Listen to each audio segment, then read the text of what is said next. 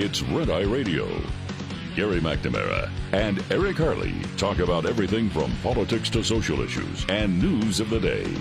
Whether you're up late or you're just starting your day, welcome to the show.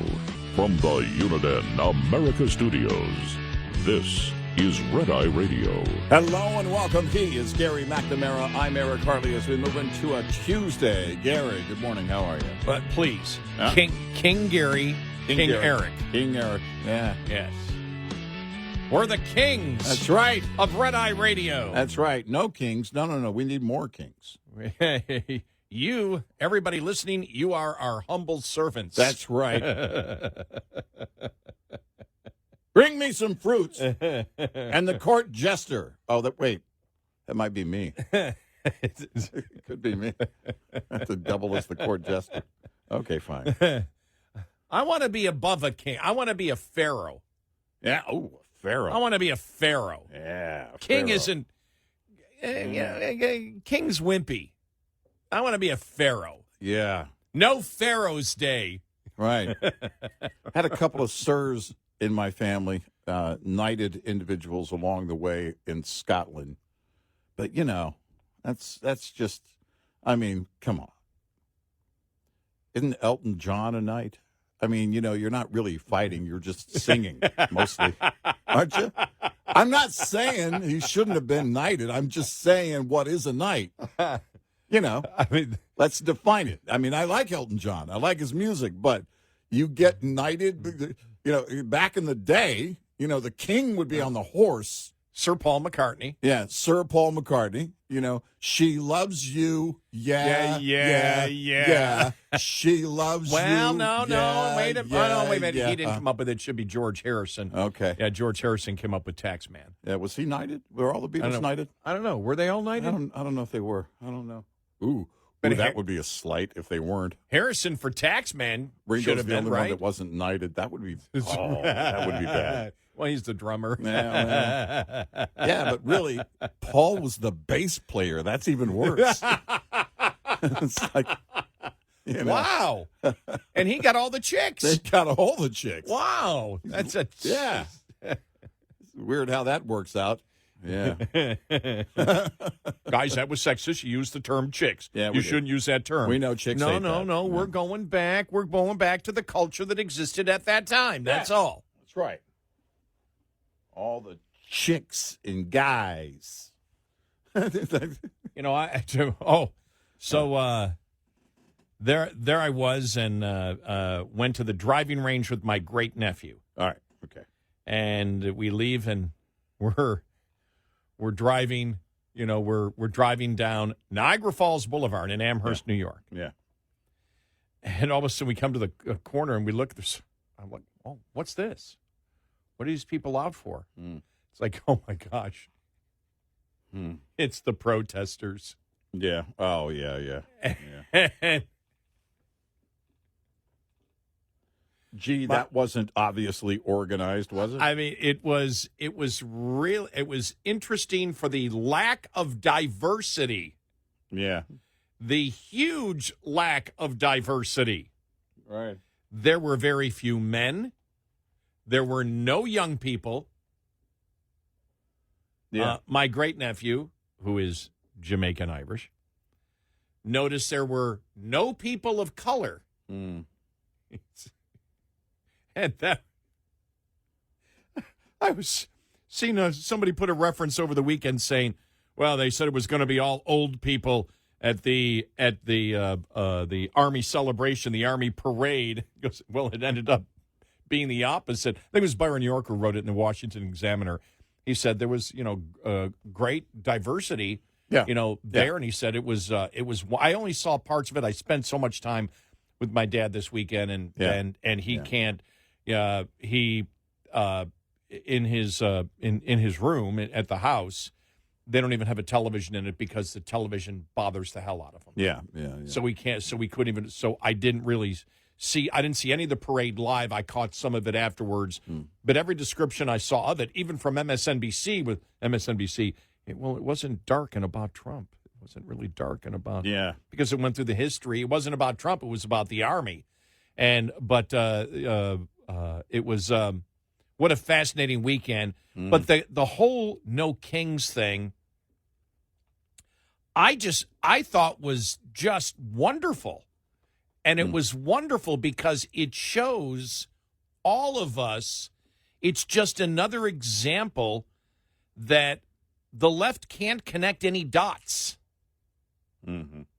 Yeah. They just can't connect any dots together. No. Because, okay, no kings, what does it mean? You're, and of course, you saw it on social media. Everybody was saying, well, if there was a king, you wouldn't be able to protest. Right. And it's a constitutional republic. Mm-hmm. And so there is no king. It doesn't make any sense. Right. Why don't you specifically tell us what your beef is? What is it specifically? And what it was this weekend, because this was most of the talk, is that those that were participating in the No Kings protest, they want criminal, illegal immigrants in your town. Yep. That's what it came down to. Yep. Nobody gets to decide to deport illegal criminal immigrants. Right. No person. I did think it was interesting that Prince Harry showed up at a No Kings rally. I think he's there for a different reason. But the whole thing with here in the States is that the left is pushing for, literally fighting for, people to be here illegally and criminals to be here illegally. They really think they won when Garcia was brought back to go to trial. I know. They called that a win. I think it's another example that there is absolutely no self-awareness on the left. None. They have no idea what's going on. They don't understand the system of government that we live under. They, they just don't. They can't connect any. It's the same thing.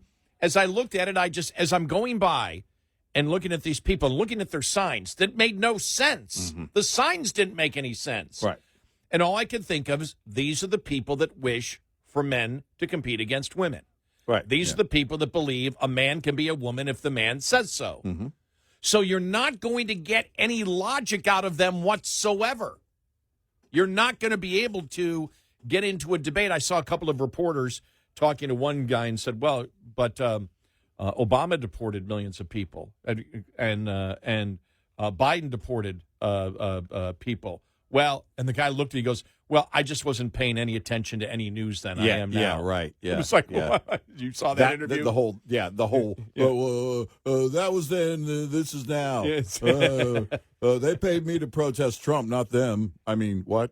And when you look at it, when you look at the whole thing, even if some people were there for the whole broader thing of they wish that legal immigrant or illegal immigrants can stay here who aren't criminals, it still doesn't wash because what Trump is doing is enforcing the current federal law that exists that was passed for by Congress, that was elected by the people of the United States, and then any of these laws, immigration laws, that were put into effect by Congress were signed by whoever the president of the United States was at that moment,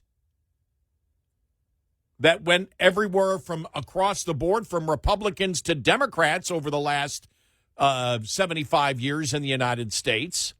They were all signed, and those presidents were elected by the people of the United States.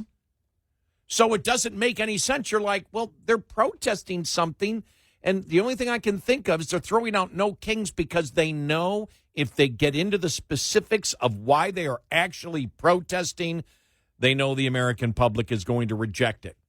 Or they don't even know. They don't even, I may be giving them too much credit that they've actually got to the point of thinking that, or they're just in, we just like the no kings, it's wonderful, it's great, and their mindset doesn't go any further than that. Because every interview I saw, you cringe, you go, oh, geez, just shut up. You actually went in front of a TV camera. Now, the one thing that I did see is, and you see it here, whether it's Texas, whether it's all the local media. Have you noticed this? All the local media has gone to the left. All the local TV stations' coverage now is on the left. Yeah, and especially on social media, and they are getting blasted. Yeah. I mean, just blasted. I saw it locally here, you know, that and when I was in Buffalo, and they were just getting and you're like, why do they post? Why do you post if 95 out of 100 comments are against you? You're just like, wow, and they just get pounded. And so I've seen a shift there where the local media all of a sudden, you know, I won't say all of a sudden, but it seems like in over the last, you know, since Trump was, you know, put into office on January 20th, I've seen a change in local TV that I didn't see before, especially on social media. I want to make this clear. It's on social media. I don't know if it makes it to their broadcast the same way. It's interesting because I, over the weekend, was wondering if the media has this false sense of this, based on the No Kings protests, this false sense that Trump is in the tank with the American people, that his approval numbers are nosediving or about to nosedive, and that there's a massive uprising across the U.S. Are they getting that false sense of security? Because I noticed it too. I noticed where they it just seemed like on social media they were jumping on the bandwagon. I thought, that's a bad idea. That never works. In the history of Trumpism, it doesn't work. Because every time it comes back and it's like, oh, well, yeah, no, he actually has the right to do that. No, actually, that doesn't make him king. And I just don't know how. Over the entire weekend, there were so many misreads. I know, we'll get to that. It was just mind-boggling, You know, you and I were talking in the pre-show meeting, the president leaving G7 early, G7 in Canada, or as Biden used to call it, G, your hair smells terrific. And when the president announced he was coming back early, and that Marco Rubio announced he was coming back early, and he said, well, you know, it's because there's, you know, a lot going on. And then, of course, his post on Truth Social that basically everybody needs to evacuate Tehran. And then you saw all the intel being put together, the picture coming together about the Fordo site in Iran. And you can't, you know, when you look at all of that, it was clear this was only going to go this is only going to go in one direction until we hear that their nuclear capability is gone. I think they're getting close, but I think that Fordo plant, I think, is probably, which is close, about an hour and 40 minutes from Tehran in the mountains, and it requires a bunker buster that they don't have. Something you brought up last week about Israel and whether or not they have the bunker buster that we did, and it was suspected they probably don't, that if they did, they were going to get it from us. And you have to go, that Fordo plant is 300, maybe more feet in the ground. I saw that one of our best, just one of our, and again, I don't know whether this is accurate or not, but it was a reputable news source that said one of our best bunker busters can take out that whole place. Yeah, it would. I think our biggest, well, assuming what we know about Fordo is true. Well, I have no idea because I don't know what the explosive, you know, part of it is. I don't know. I don't know anything about the most of us don't know much about the most advanced bunker buster missile that we probably have. I guess that would be my point. But I think that most military experts believe we have the ability if they get the bunker buster. Now, I was also talking to you about the American media, that the Israeli media, we'll get to this here in a little bit, is saying that they've got the bunker busters. Trump has delivered those bunker buster missiles to them. I haven't seen that anywhere in the American media at all. Yeah, I haven't seen that. We'll get to that coming up here in a little bit. Yeah, so it's. I mean, so if somebody might in the last half hour, I don't know, but I haven't. We've been on the air. Yeah, right. Yeah. But there's so much to talk about, and then the entire thing now, the entire question: what is MAGA? Oh my gosh. Yeah. That's not an explosion. That's an implosion. If you don't know who Trump is, this whole idea they kept honestly it feels like Ron Paul all over again, almost as if Ron Paul had become president on trade, and all these people were dancing in the streets that voted for him because they believe that he's against free trade. And he comes out and promotes unmanaged free trade, which is what he was actually for. And then they lost their minds. This actually is on a much greater scale. This is Trump's second term.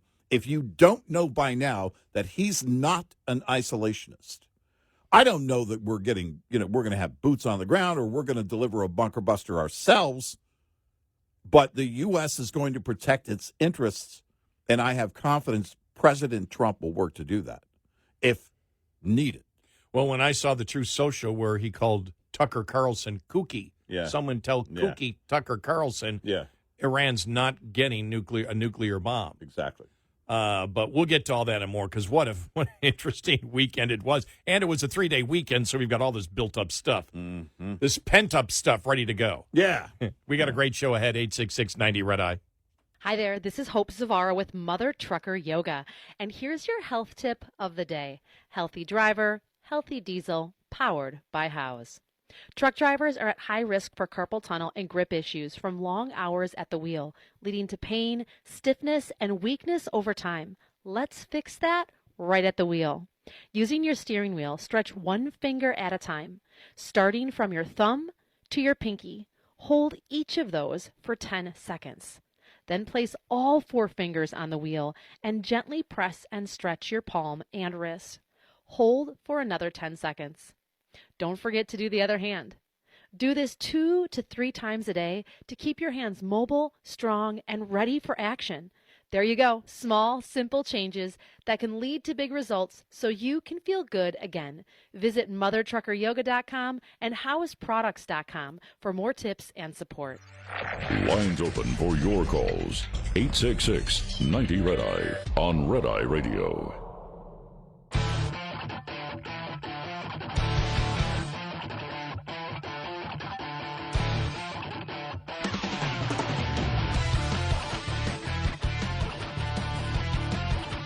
It's Red Eye Radio. He is Eric Harley, and I'm Gary McNamara. We'll get to the latest on Iran and Israel coming up following the bottom of the hour. But, yeah, for the No Kings protest, it was actually quite humorous. And like I said, I looked at it and said, wow, no self-awareness, no specifics. Everything that made the Democrats lose last year is what they're doubling and tripling down on. Yeah, it's and it really has become the dry erase board protester. What are we doing here? No Kings. All right, hold on a second. Let me wipe down the last protest sign and then put up the new one, and then I'll join you guys. It's really empty.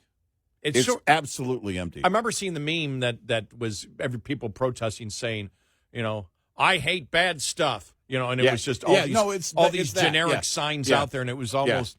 I was thinking of the movie PCU and the cause heads. That's what it reminded me of. No, it is. They find a new cause, and then someone goes, they find a new cause, then somebody screams, "Free Nelson Mandela!" And he goes, right. He's been freed already. Because they find a different cause and a new cause, and they every couple of days and they jump on it. Right, exactly.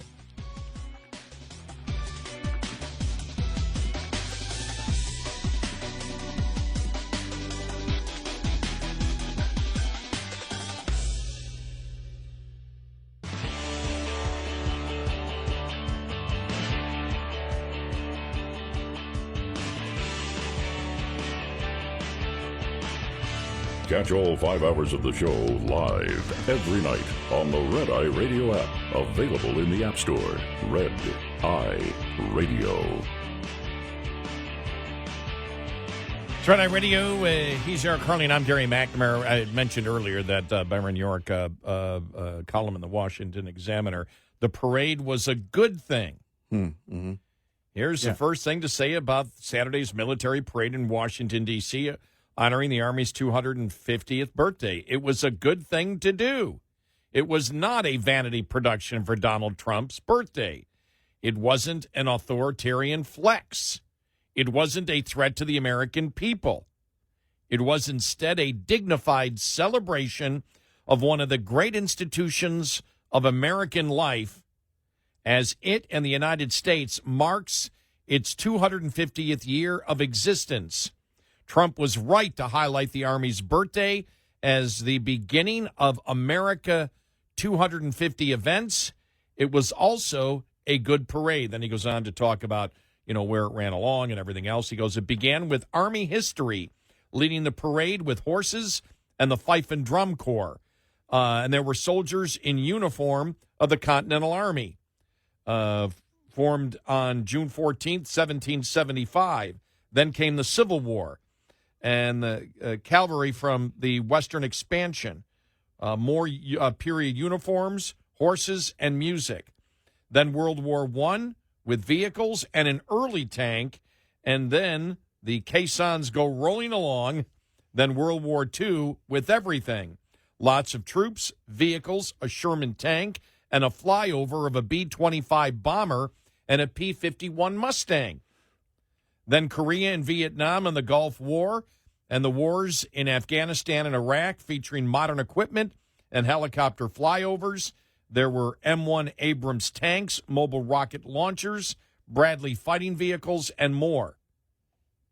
He goes, truth be told, it was a little bit too long. He goes, but the Army clearly wanted to showcase its famed divisions and corps, Green Berets, Red Berets, Tan Berets, and the various units, plus the U.S. Military Academy and all the equipment up to today's drones and robots. There you go. There was lots to show, and producers do not appear to do much cutting at all. It wasn't flashy. It wasn't show busy. Where I was, the audience did not see or hear the videos and production numbers or President Trump's speech from the reviewing stand several blocks to the east. In other words, it was not a Trump event. It was not the dictators' self-congratulation that some critics predicted it was. It was an Army parade. Yeah. So there you go. And they went through it. He said, I think what was the, I saved the last page.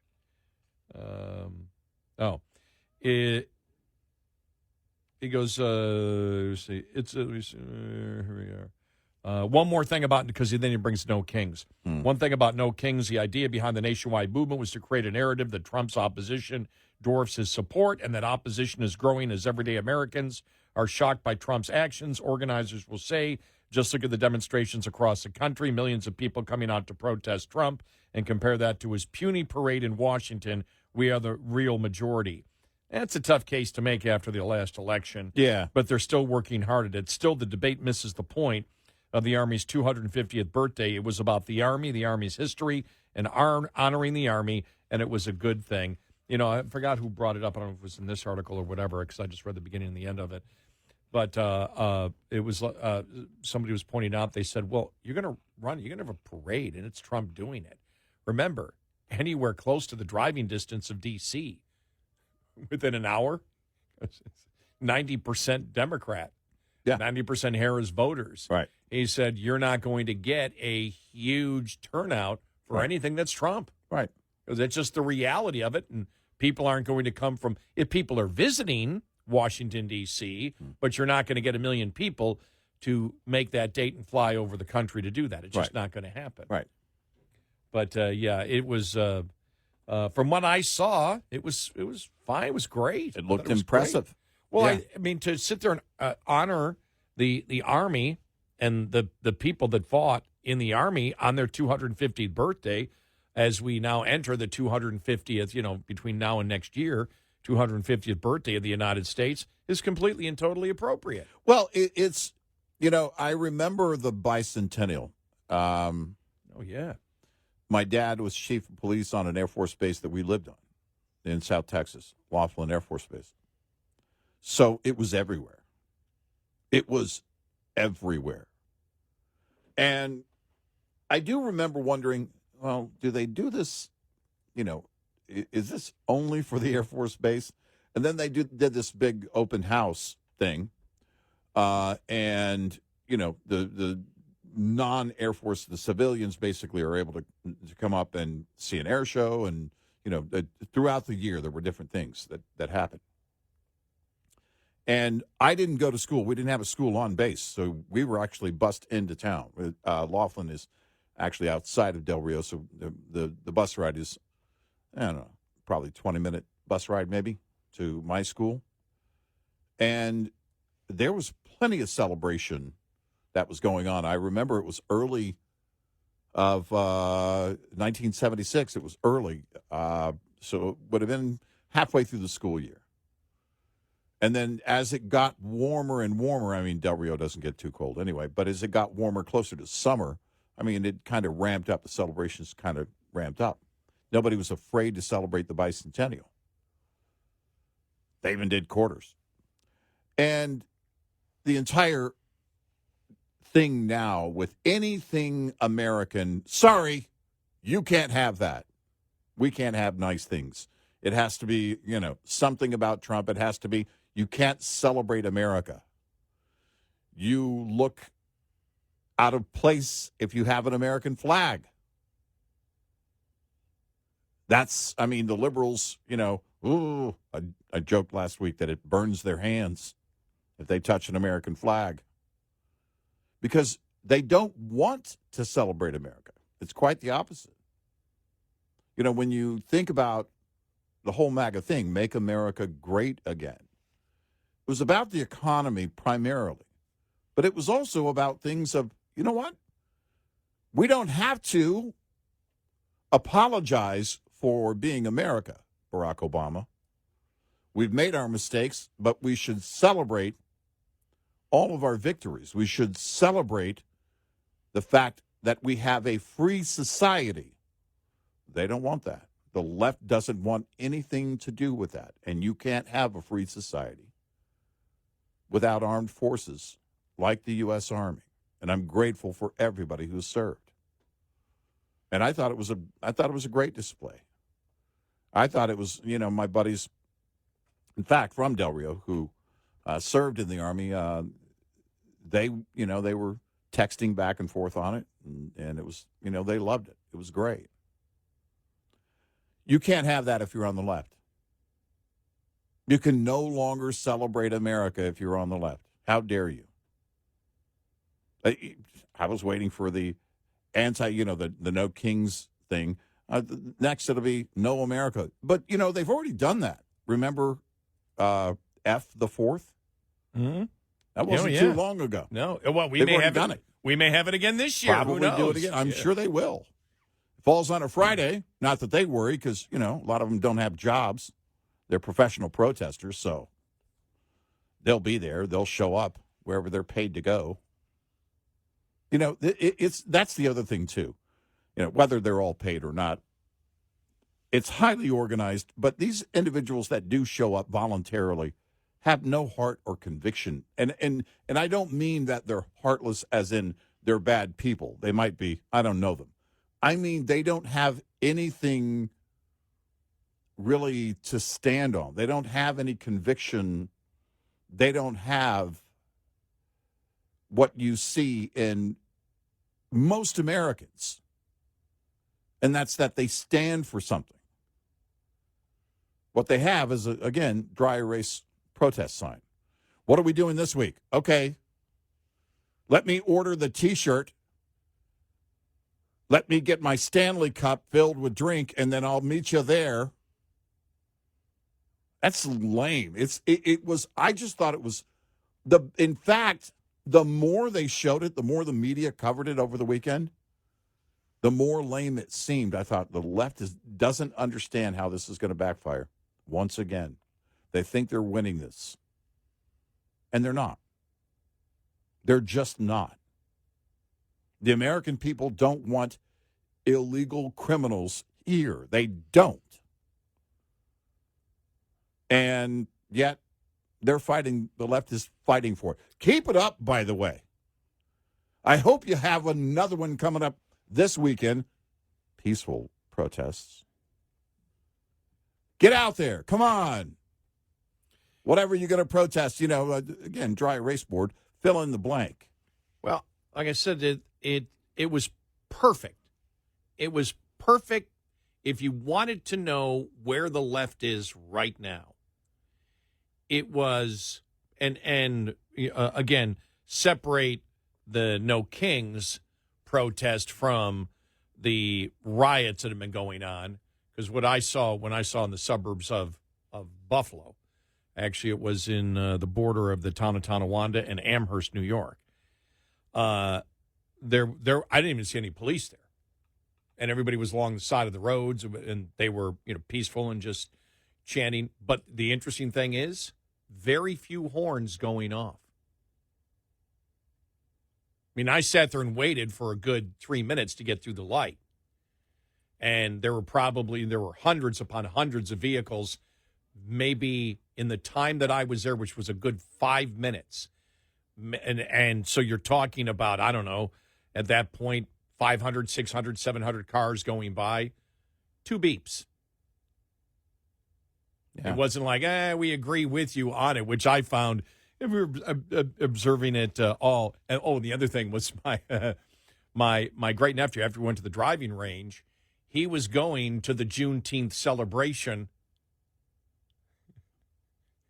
in downtown Buffalo. I was driving him there. He was meeting his mother there, and he looked at me and he said, "They're doing this on Juneteenth?" I burst out laughing. They're supposed to be a celebration, yet they want to protest, And that's, but he said, he goes, there seems to be not a lot of diversity here. Right. And he's 16. And I really don't. Yeah, most of the Juneteenth celebrations did happen this past weekend because, it's coming up, the 19th is coming up here in a couple of days, but most of the celebrations were actually on Saturday. His point was Juneteenth's the end of slavery. We don't have slavery anymore. Right. How could, he goes, Trump's not a king. It doesn't make any. My 16-year-old great nephew goes, it doesn't make any sense. Right. Because he goes, I don't understand it. I said, there. Now you got it. Right. Now you understand it. Yeah. But I told you I don't understand it, which means you understand it. No, I you know what? This just occurred to me. How many cities had Juneteenth celebrations that were interrupted by this, or maybe they had to move as a result of the No Kings thing? I'd love to know. Just insane. I know, it's just completely insane. It's just like, but it was. That's why it was perfect. It was a microcosm of everything that's wrong with liberalism today. Right. Everything. Even the title was. Right. And you know what all I was thinking, not all, but one of the thoughts going through my mind after I saw it was, stupid is as stupid does. Mm-hmm. I'm just thinking Forrest Gump. Yeah. Stupid is as stupid does. It makes no sense. They can't even explain it. How's Trump a king? They don't even know. Again, it's a dry erase board.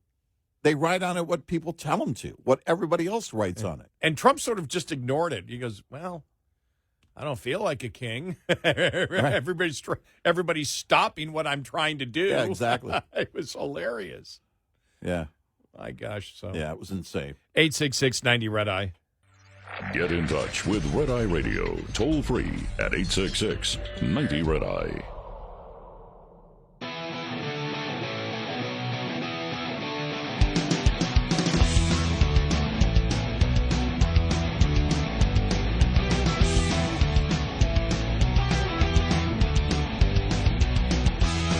It's Red Eye Radio. He is Eric Harley, and I'm Gary McNamara. Welcome and good morning. More on media bias coming up. Iran, Israel, President Trump, MAGA. What is MAGA? Is Trump MAGA any? Will somebody come out and say Trump's not MAGA? I wouldn't be surprised that someone will claim I'm more MAGA than Trump. Yes. I'm waiting for that. We'll have that coming up. And has the United States sent them the bunker buster missiles that they need? We'll actually look at what's going on over there in that war. Couple of comments on the polls out there, because you were talking about, is there this belief from the Democrats that Trump is losing massive support, and is this why they did it? And how would they get that opinion?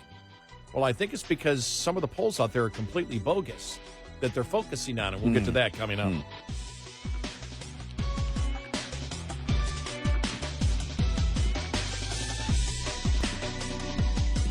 Top of the Hour News is brought to you by House Products. Visit houseproducts.com. This is Red Eye Radio on Westwood One.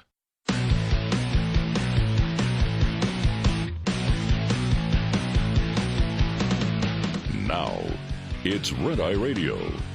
Gary McNamara and Eric Harley talk about everything from politics to social issues and news of the day.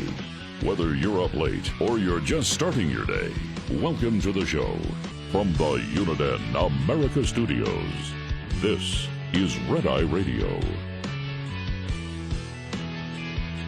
All across America, we are Red Eye Radio. He is Eric Harley, and I'm Gary McNamara. Welcome and good morning. King Eric the Great. Eric the Great. I think I'm going with that. Hey, forget about King. That's right, Eric the Great. King Eric the Great. What's I'm Gary McNamara along with Eric the Great. King Eric the Great. Oh, there was a King Eric the 14th of Sweden. Well, that means there had to have been King Eric's 1 through 13, right? I don't want to be a Swedish king. It's only two kinds of people I can't stand. People who are intolerant of other people's cultures and the Dutch. And the Swedes. I want to be a real king of a real country. No offense to any of our Swedish listeners. Yeah. Too much responsibility To being be a king. Yeah, because everything ends up being... Not these days. Not really. Oh, that's true. Well, you're these right, days, because no. mostly it's ceremonial. Back in the day, you had to get on a horse. You had to lead your men into battle. Well, actually, yeah, when you look at kings today, the left might want Trump to be an actual king. Right. Because the role is mostly ceremonial. It's really meaningless. Yeah. Yeah. He'd have much less power and influence if he were a king. You know,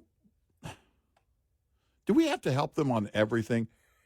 I'm not helping them get dressed. I don't know how they do that on their own, but I'm not doing that. Because what's the king that we know? King Charles III. Come on, he's a doofus. Yeah. If there was ever, I remember the Seinfeld episode when Kramer was called a doofus. Yeah. He goes, "Am I a doofus?" No, you're not a doofus. King Charles is a doofus. Yeah, back then I guess it would have been Prince Charles, yeah. Yeah. But I was talking Kramer. Oh, okay. Yeah. Yeah, Was it on Seinfeld back then? Yeah. Well, yeah, way back when. Yeah, right. But I was just relating the fact that that Kramer was I called didn't know if you were quoting the line from them. You were saying that. I was stating that Kramer was called a doofus. Oh, okay. Yes. But the doofus really, when you look at it, would be he's awkward. He doesn't fact check anything. He was so big on climate change. He's the biggest guy on rhetoric, and he has no power whatsoever. Liberals might want Trump to be a king. But he does listen because he's all ears.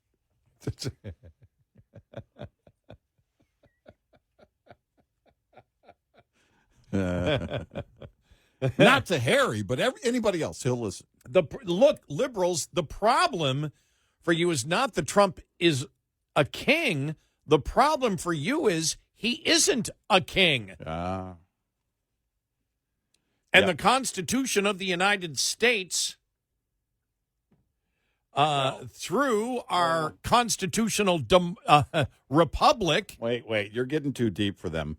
Oh, okay. These are All right, protesters on the left. I'm sorry. Start with name the three branches of government, and you're going to lose 99% of them. And you'll only have 1% because they figure out how to Google it. That would be, oh, wow, that would have been a interesting.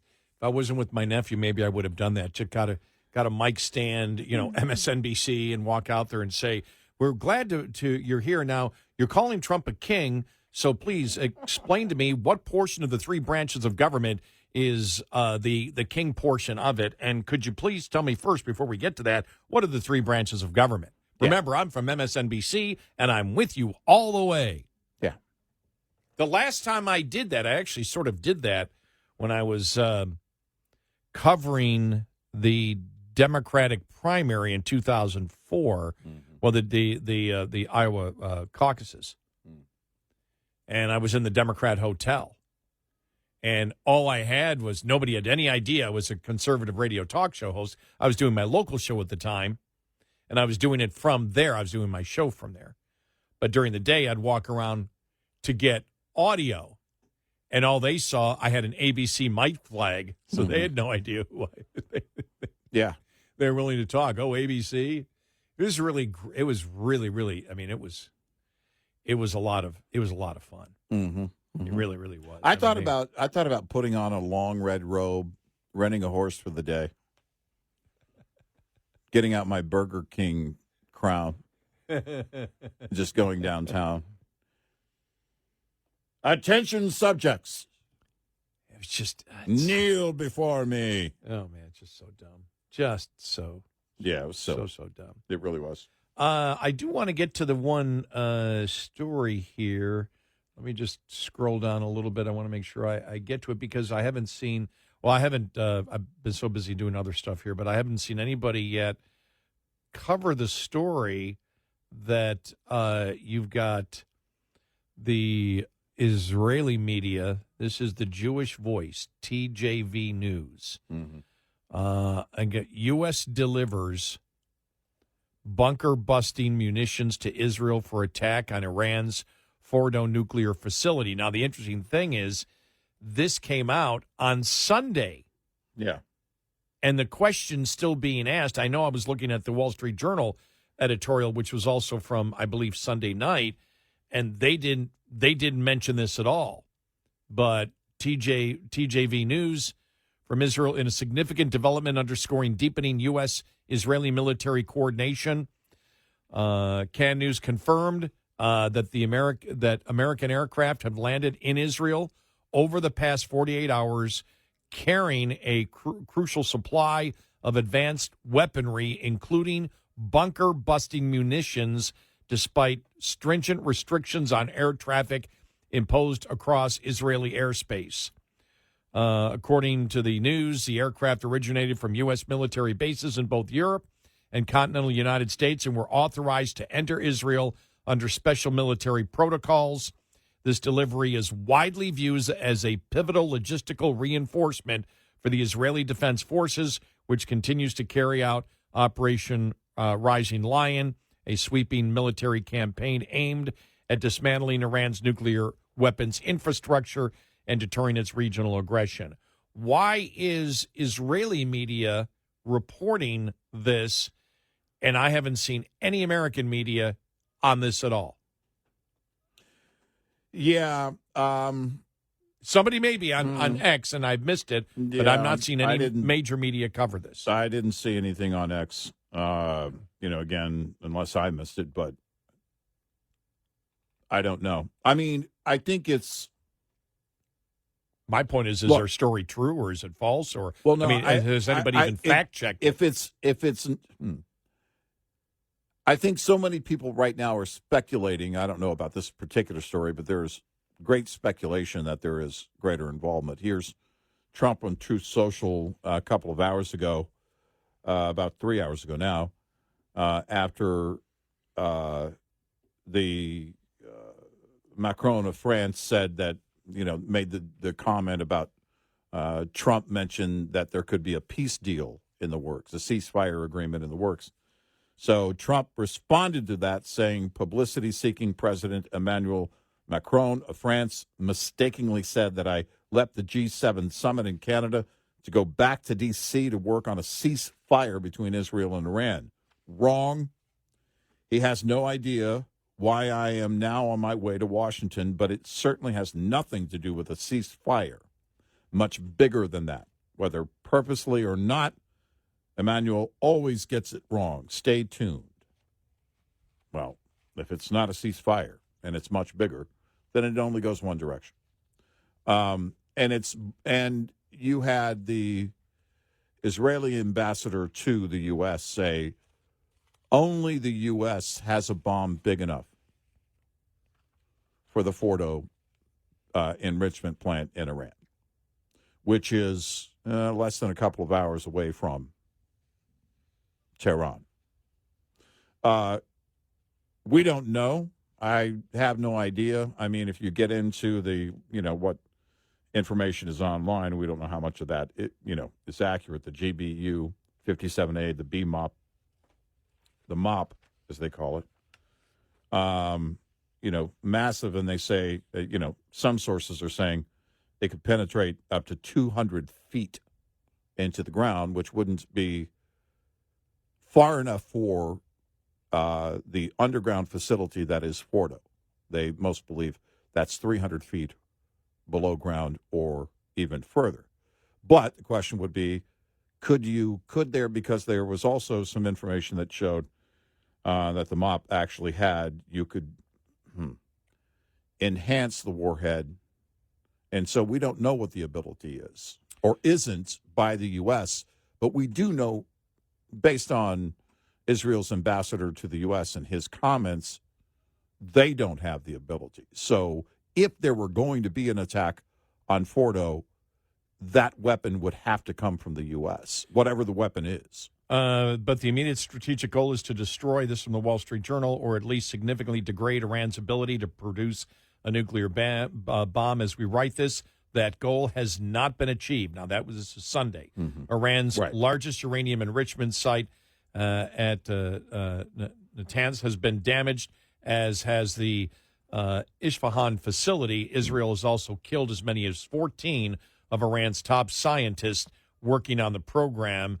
Isfahan is where Iran converts raw uranium to uranium feed gases for enrichment. The strike dismantled a facility for producing metallic uranium, infrastructure for reconverting enriched uranium, laboratories, and additional infrastructure, the Israeli Defense Forces said on Friday. The International Atomic Energy Agency, which is in touch with Iranian officials, confirms that site has sustained considerable damage. The damage to Natanz, where enrichment capacity is buried underground, is less clear. Veteran nuclear monitor David Albright finds that Israeli strikes destroyed Iran's pilot fuel enrichment plant and electrical infrastructure powering the site. This could knock out the centrifuges out of commission. Meanwhile, the enrichment site at Fordo, which is buried deep under a mountain, has barely been touched. The enriched uranium at Fordo is believed to be enough to produce several bombs. The danger is that if Iran retains the nuclear fuel it already has highly enriched, as well as its centrifuges to enrich more, the country could sprint to make a bomb. This is where the U.S. comes in. Israel lacks the deep penetrating bombs and the heavy bombings the bombers to deliver them. That could do more damage to the buried sites. The U.S. has both, and Israel would like U.S. help in taking out those nuclear sites. Now, this again this Sunday. President Trump seems reluctant to do so for reasons he and the administration have not explained. Mr. Trump endorsed the initial attacks, though he continues to suggest that bombing could increase the chances of a negotiated deal to dismantle Iran's nuclear program. So far, Iran has shown no interest, and it chose not to attend the scheduled talks in Oman on Sunday. Mr. Trump posted on social media Sunday, "We can easily get a deal done to end the war, but the prospect will be more likely if he helps Israel finish a military job Israel signaling that its campaign can take either a few days or many weeks. If Mr. Trump will not help on Fordo, Israel will need more time to achieve its strategic goals. A neutral U.S. means a longer war. And so, again, that was written on Sunday. It seems like things have changed since then. Definitely. The rhetoric coming from the White House on this. And, it's fascinating to watch the politics of this here in the United States. And we'll get to this coming up, whether it's, to sit there and see on Truth Social, Trump calling Tucker Carlson kooky. You look at people like that, whether it's Steve Bannon, Tucker Carlson, MTG, and more out there, Charlie Kirk, whatever, all the Trump surrogates that for some reason believed that Trump was an isolationist or thought he was promoting isolationism, which you and I never did. No. Never thought that. No. And, and our colleague, he works for our company, that's why we call him our colleague, Mark Levin, just pounding on all of them. I mean, they're in him and Tucker Carlson are in a war. He took off at MTG yesterday. Trump coming out and saying kooky Tucker Carlson needs to know, I'm paraphrasing here, that Iran cannot have a nuclear weapon. And so you have going on here, I saw Charlie Kirk saying, we can't be in these endless wars. And, we can't, troops on the ground. Well, I don't see that happening in this case. I don't see that happening. Aside from maybe an attack or a barrage of attacks, I think at first, by the way, I think, the first step would be to provide Israel with the weapons and then go from there. I mean, this MOP is a strategically, it's a guided missile. I don't know what ability Israel has to send that bomb like they need to. I don't know if that's going to require the U.S. to help them send it. But at this point, if you're providing the bomb for them, you're going to be part of that. But beyond that, I don't see boots on the ground in this war from this president, depending, I guess, how far it escalated. I think, from what I can see, the first goal is to degrade the nuclear program so they can't do anything for 30 years. Yes. And the Fordo second is a big part of that. And the second, I believe, is regime change. Yes. And Israel did not count that out. He did not rule that out over the weekend. That taking out the Ayatollah is a possibility. He didn't rule that out. He said it would end everything. I don't know if it would end everything, but certainly it would be a massive, massive big deal. 866-90 Red Eye. Brought to you by FPPF, Fuel Power Max. Most owner-operators leased to larger carriers are paid on a per-mile basis or a percentage of revenue per load. The per-mile basis is most prevalent among larger fleets. Percentage at smaller. Pay per mile tends to dominate discussions about pay just because it's easier to measure, and pay per mile often is wrongly used as the deciding factor in leasing to a carrier. While pay per mile can be a vital factor, it's not a cure for every ill, nor does it mean a big settlement check is coming an owner-operator's way. Why? Because pay per mile always must be considered in balance with gross revenue as well as total costs. Gross revenue can include flat mileage pay that varies by length of haul, percentage revenue pay, and more. Most importantly, though, for every revenue dollar generated, only part of that dollar is profit. But for every extra dollar of cost saved, the entire dollar contributes to profit. Knowing and understanding your cost to operate is fundamental to understanding the true value of any pay package. Owner-Operator Business 101 is provided by Overdrive's Partners in Business program. Go to overdriveonline.com to the Partners in Business section of the website for more details on this and many other topics. Brought to you by Shell Rotella, with advanced synthetic technology is designed to help keep your rig running with more mileage and less maintenance. We'll be right back with more Red Eye Radio with Eric Harley and Gary McNamara.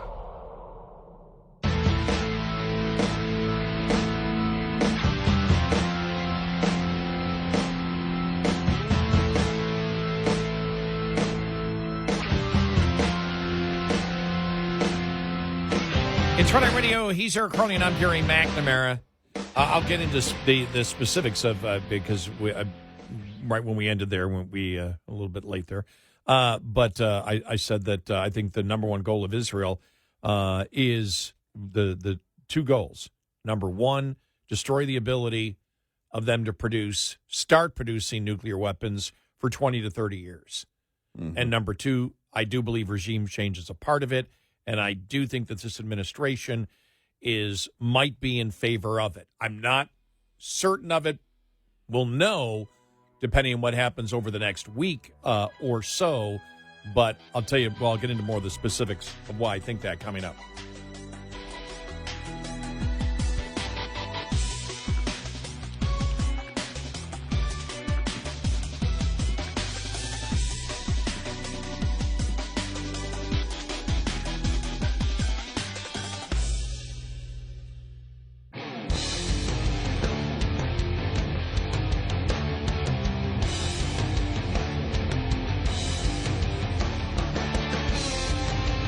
Catch all 5 hours of the show live every night on the Red Eye Radio app. Available in the App Store. Red Eye Radio. And he is Eric Harley, and I'm Gary McNamara. Welcome and good morning. Thank you for being here this morning. So we're talking about what's going on in Iran and Israel and Trump and the United States and involvement and everything else. And I believe there are two things. And I do think that both the Israeli government and the administration, I believe they're mostly on the same point right now. Yeah. And I believe that is number one, that since they're involved in this, it's not going to make any difference to the world whether they take out the Fordo plant completely. That's not going to change anybody's opinion. So I believe they've decided to do that. I could be wrong, but I think the goal of Israel and the United States is to make it where the ability to produce anything has been put back decades. I think the second thing is that the generals that they've hit, and Israel talking about the fact that they would take out the Ayatollah, I do think they're pushing for regime change. And thanks, you just sent me something that Netanyahu said, and this fits perfectly for it. What he put out a statement about 11 hours ago. We'll play a portion of it here. Here we go. I think you should understand, these dictators in Iran, sure, they fear us, but they fear you, the people of Iran, even more. And your hour of freedom is near. It's happening now. They understand that 80% of the people of Iran despise them. I hear a lot of them. You know, I do these videos that I broadcast to the Iranian people. I tell them how we could offer them help in the water shortage that you have. The regime refuses, of course. We tell them how we could cooperate, these two glorious ancient peoples that have cooperated from the times of Cyrus the Great. Cyrus the Great freed the Jews. Now it's time for you to be free, and you have that opportunity. The people of Iran, I think, have a brilliant future, and our friendship can be restored to what it was and what it should be. Now, whether they can get to that point is still to be seen. I've mentioned this, of course, as anecdotal evidence, but I've met and got to know very well two people that immigrated to Iran. One elderly came over in 79, 80. And the other one, a young woman that I've talked about quite frequently, who came over about 12 years ago. And both had the exact same opinion. The people of Iran hate the Ayatollahs. And the young people especially do too. Netanyahu has said it, and the CIA knows. Yeah. Israeli intelligence and American intelligence knows what the opinion of the people is there. Oh, yeah. And I think it's to the point now where they've already delayed what Iran could probably do if they have nuclear material already ready at the Fordo plant. They want to take that out. And I believe it's not going to end until they take that out. I think right now the Fordo plant is the ultimate prize strategically in delivering those weapons and whatever has been developed would likely be deep underground. The deepest is Fordo. So I think strategy-wise, that's it. But ultimately what you want is you want the regime change. You want, and quite frankly, you would want that. It would be a longer-term change if it were overthrowing the regime. By the way, I don't pretend to know what that would look like, how that would go, how that would play out, if it's even possible. I'm just saying that ultimately, if you're building a goal, if you had your wish and built a wish list for Iran, that's right there at the top. For the Iranian people to be free, but beyond that, to be rid of the regime completely and forever. Because if you kill the Ayatollah, that doesn't mean the regime is completely gone. It would be a massive setback. But I don't know that it means that the regime is gone. Right. Well, but I don't think they care.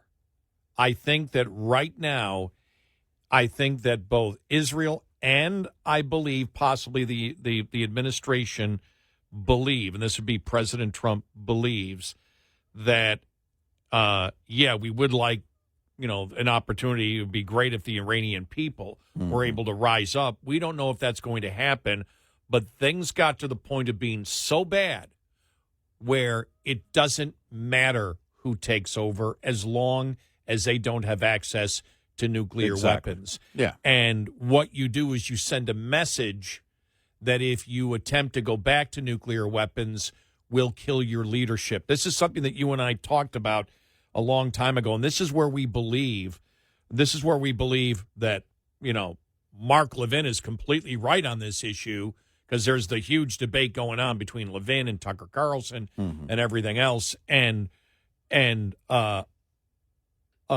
believe that he's right, that Mark is right on this without question, and that we're right on this. You need to take their ability for decades to produce nuclear weapons.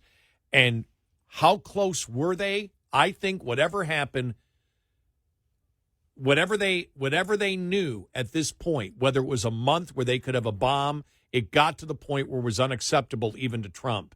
And it was like, no, we can't continue to nitpick this thing any longer. Take it out. Take out the current regime. That's what they're thinking. Take out the current regime and make it known to anybody else who gets into power. You start doing this again, you're dead. And this is where you and I look at the Tucker Carlsons, the Steve Bannons, the Charlie Kirks, I won't even put, what's her name, Candace Owen, because she's such an anti-Semite. It's just unbelievable. She's all part of that. Marjorie Taylor Greene was just going crazy about what Trump is doing.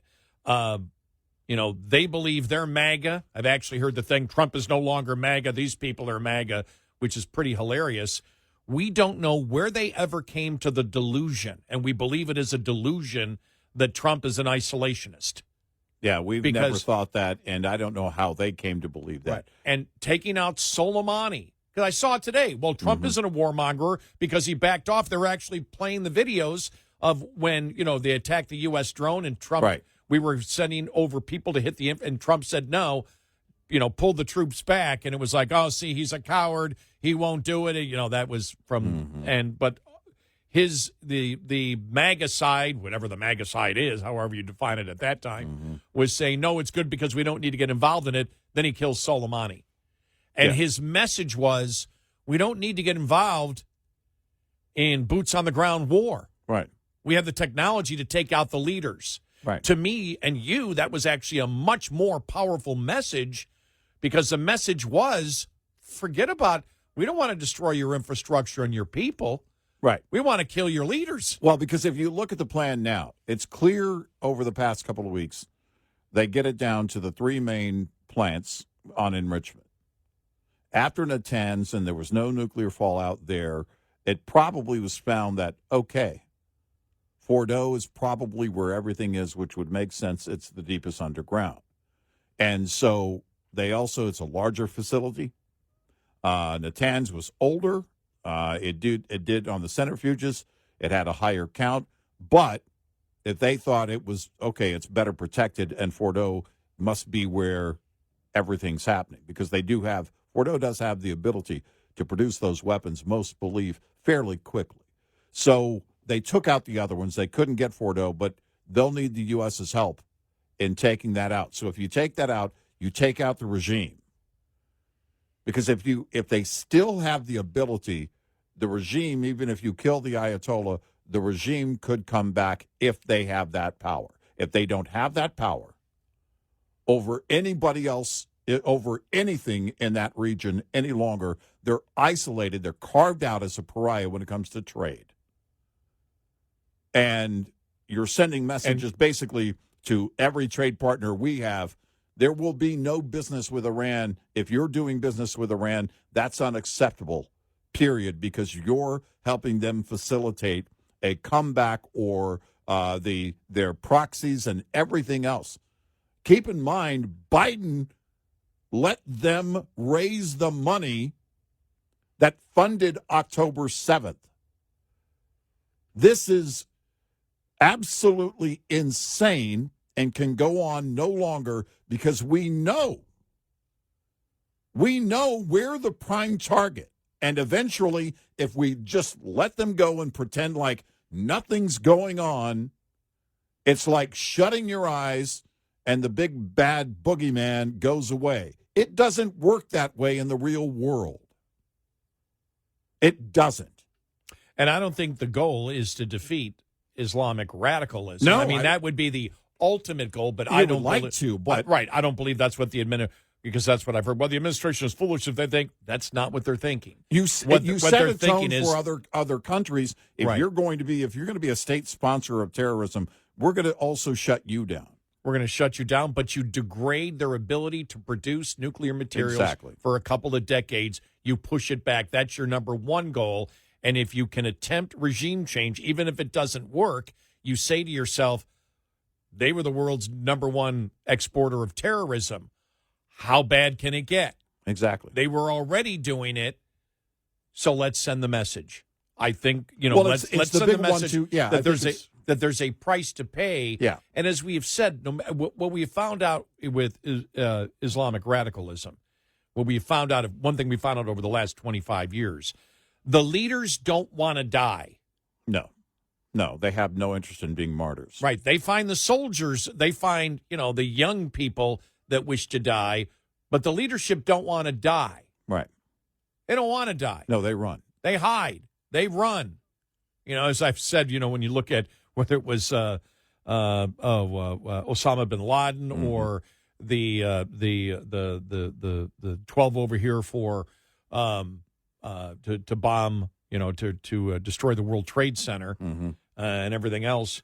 I've said they were more westernized and into the vices that most people in Western societies are not into. Yeah, even they were into Sheikh Mohammed. I mean, they want to run. They don't want to be. They're not. Well, but I mean the vices. I mean the porn, the strip joints, Well, all that kind of stuff. Exactly what they found you're right. in Pakistan in that house that Osama bin Laden was. They don't buy what they're teaching everybody else. No.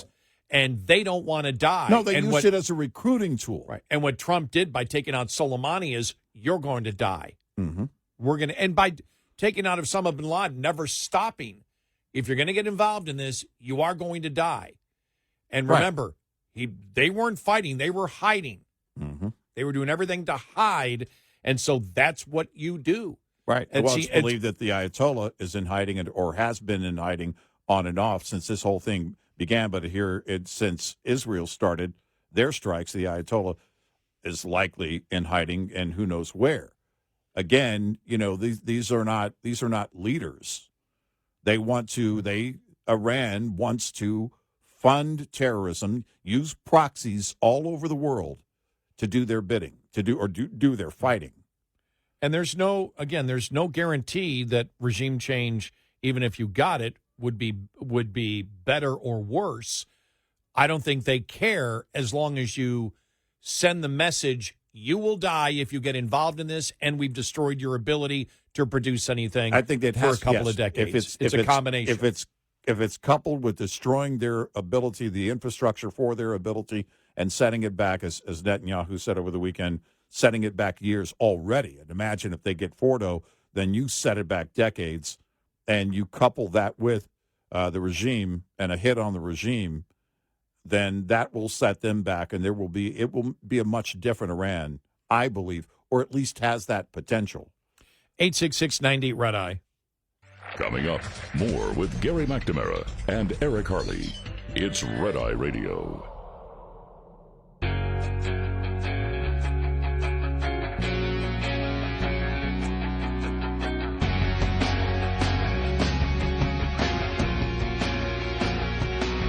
It's Red Eye Radio. He is Eric Harley, and I'm Gary McNamara. Welcome and good morning. Thanks so much for being here this morning. Coming up following the top of the hour, more on Iran, Israel, and the United States. Bill Maher, I just love this. Couldn't play it because there's too much cursing. Bill Maher shreds Sean Penn for meeting with Castro and Chavez after he criticized Bill Maher meeting with Trump. Yeah. You wouldn't meet with Trump, but you'll meet with Castro and Chavez. Right. And it was pretty a monotonous conversation going back and forth. Yeah. It actually wasn't. You and I played it, and we're like, except for the cursing, we're like, okay, that's not really. Goes nowhere. Yeah, just really doesn't go anywhere at all. The big, beautiful bill. I heard nothing about it over the weekend. Yeah. I mean, a couple of things you heard, but it's like, how close are they now? We got this week and next week, right? Yeah, but it doesn't look like it's going to happen. It doesn't look like it's going to happen over the next couple of weeks.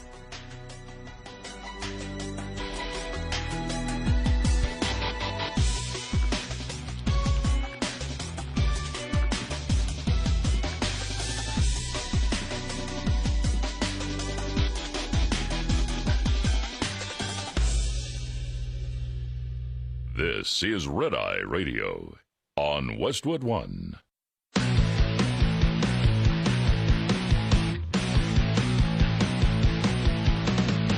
Now, it's Red Eye Radio. Gary McNamara and Eric Harley talk about everything from politics to social issues and news of the day. Whether you're up late or you're just starting your day, welcome to the show. From the Uniden America Studios, this is Red Eye Radio. All across America. He is Eric Harley, and I'm Gary McNamara. Welcome and good morning. Thanks so much for being here. Talking about Iran, Israel, and the United States. Trump put this on a Truth Social last night at 6:30. Iran should have signed the deal I told them to sign. What a shame and a waste of human life. Simply stated, Iran cannot have a nuclear weapon. I said it over and over again. Everyone should immediately evacuate Tehran. Now, the thing about that is, which is being brought up now because you had Israel actually said that before. He said that. We're not going after. Trump is insane, and this is the buzz. Trump is insane. We're going after the civilian population. In fact, you were telling me some of the pictures of the traffic jams, people heading out. Quite the opposite. He was warning everybody to get out of Tehran. But why does he want? Why is he telling people to evacuate? What are they going to attack? And the whole point is, do they have nuclear installations in populated areas in Tehran? Is the question. Or have they moved some of those nuclear weapons to the populated areas? Right. Or is there underground research going on there? Because when that message came out, it's not because Iran has been targeting the civilian population of Israel, hitting more civilian urban area targets. It's the last thing, from what it seems, the last thing Israel or the United States wants to do, because they believe that the people of Iran, now Netanyahu used 80%. I don't know how he knows that. I don't know who's doing the polling in Iran. I think the polling of Iran would be more accurate than liberal polling here in America. Yeah, right. But the question would be, what do they believe is under the city that they want to hit? Well, so the ambassador, Israel's ambassador to the U.S., did an interview actually that happened. It was all on Monday, and CNN carried this story. And it was what was interesting about CNN's take on this. Actually, it wasn't their take. I'm sorry. It was a quote. Part of his quote. Again, this is Israel's ambassador to the U.S. When the dust settles, you're going to see some surprises Thursday night and Friday that will make the beeper operation, remember that, almost seem simple. And that goes back to, my gosh, that was last September in Lebanon. It targeted pagers and walkie-talkies used by members of Hezbollah. And so, again, I don't know why he would put that out there ahead of time, but is there a widespread operation that's going to happen in and around Tehran? Is it the case that the the Ayatollah is there in Tehran thinking, well, Israel isn't going to attack Tehran. They're not going to, it's well over 9 million, closer to 10 million people in Tehran, and they wouldn't dare attack this major city, which, of course, wouldn't be a smart assumption to make. But could it be that the regime is hiding in Tehran? Or, again, the weapons have been moved to Tehran, or there's an underground facility in Tehran. I mean, I don't know. It's impossible to know until all this plays out, if indeed it does. But there's one thing for sure. This isn't about ceasefire. This isn't about negotiations. This isn't about talking anymore. Donald Trump, in recent hours, President Trump has made that clear. He corrected Macron, who said, oh, yeah, he's going to work on a ceasefire deal. And Trump came out on Truth Social and said, no, that's not happening. It's even bigger, but it is not about a ceasefire. So it's about some kind of major operation. I just don't know what that would be. And, of course, the Secretary of State, Marco Rubio, also left G7 early to come back with the president. And it looks like whatever's going to happen is going to happen sometime now, between now and the weekend. I mean, it's, I guess, anybody's guess. But the president clearly needed to be, I think, number one, in a safer place than the G7 summit. Not that he doesn't have a great detail associated or assigned to him when he's on the road, but he needs to be in the Situation Room as president. And when there's a major operation going on. So whatever's going to happen, it's big. And Trump has said that a couple of times over the last 24 hours, or posted that over the last couple of 24 hours. And now you've got Israel's ambassador to the U.S. saying when the dust settles, well, then the dust from what? What kind of operation would we be looking at? Because the beeper thing, the pager thing, was major and widespread. And how they did that, I was thinking about this just the other day. I thought, you should never underestimate the ability of Mossad and Israel to pull off attacks, large and small.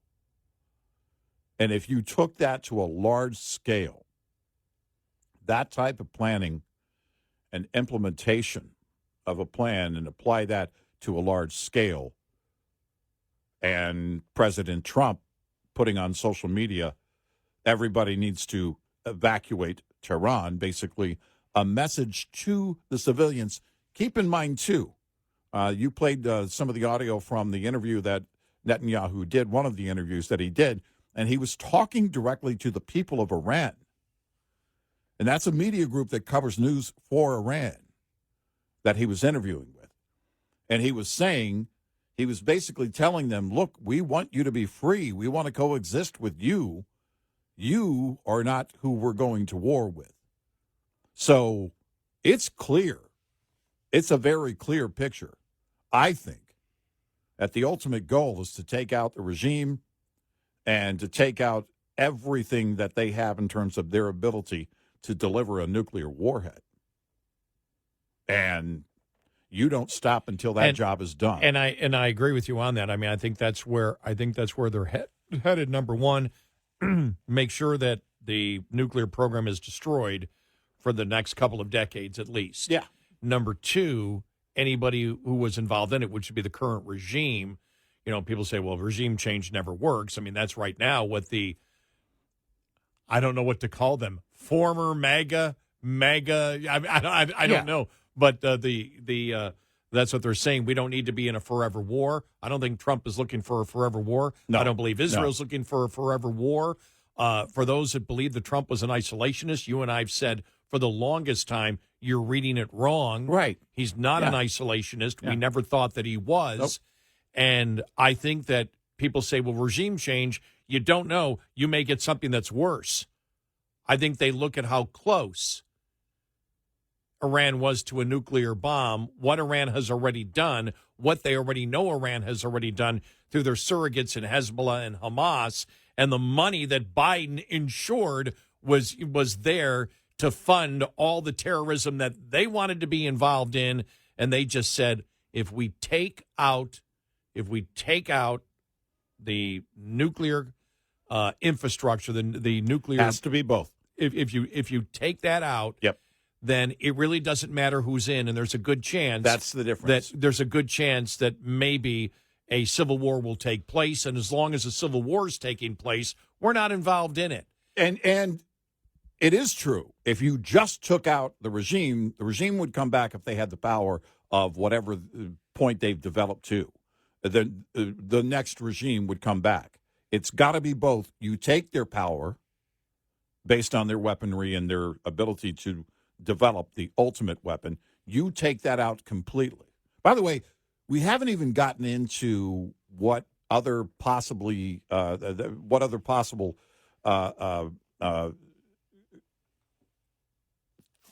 targets there have been. I want to be careful how I phrase it. Targets that there have been in terms of like the infrastructure for them to develop even further, or for, as you mentioned, like a couple of decades. But beyond that too, and we've seen the cyber attack. The U.S. has actually pulled off successful cyber attacks on Iran, and also hitting outside of nuclear, hitting their ballistic missile system. Exactly, like wiped it out. And there hasn't been a lot of focus on it because the ultimate fear is, of course, nuclear warheads. But if you have that double hit, you take out their weapons systems, you take out the head of the snake, then you're going to change the morale in that nation. And hopefully, for the better, we don't know what the civilian population would be able to do or how it would be possible to move forward without a new regime being put in place. But we do know it would be severely crippling for Iran for a very, very long time. There's no doubt. Let us go to Patrick in Colorado Springs. Patrick, welcome. You're on Red Eye Radio. Welcome to the show. Hi.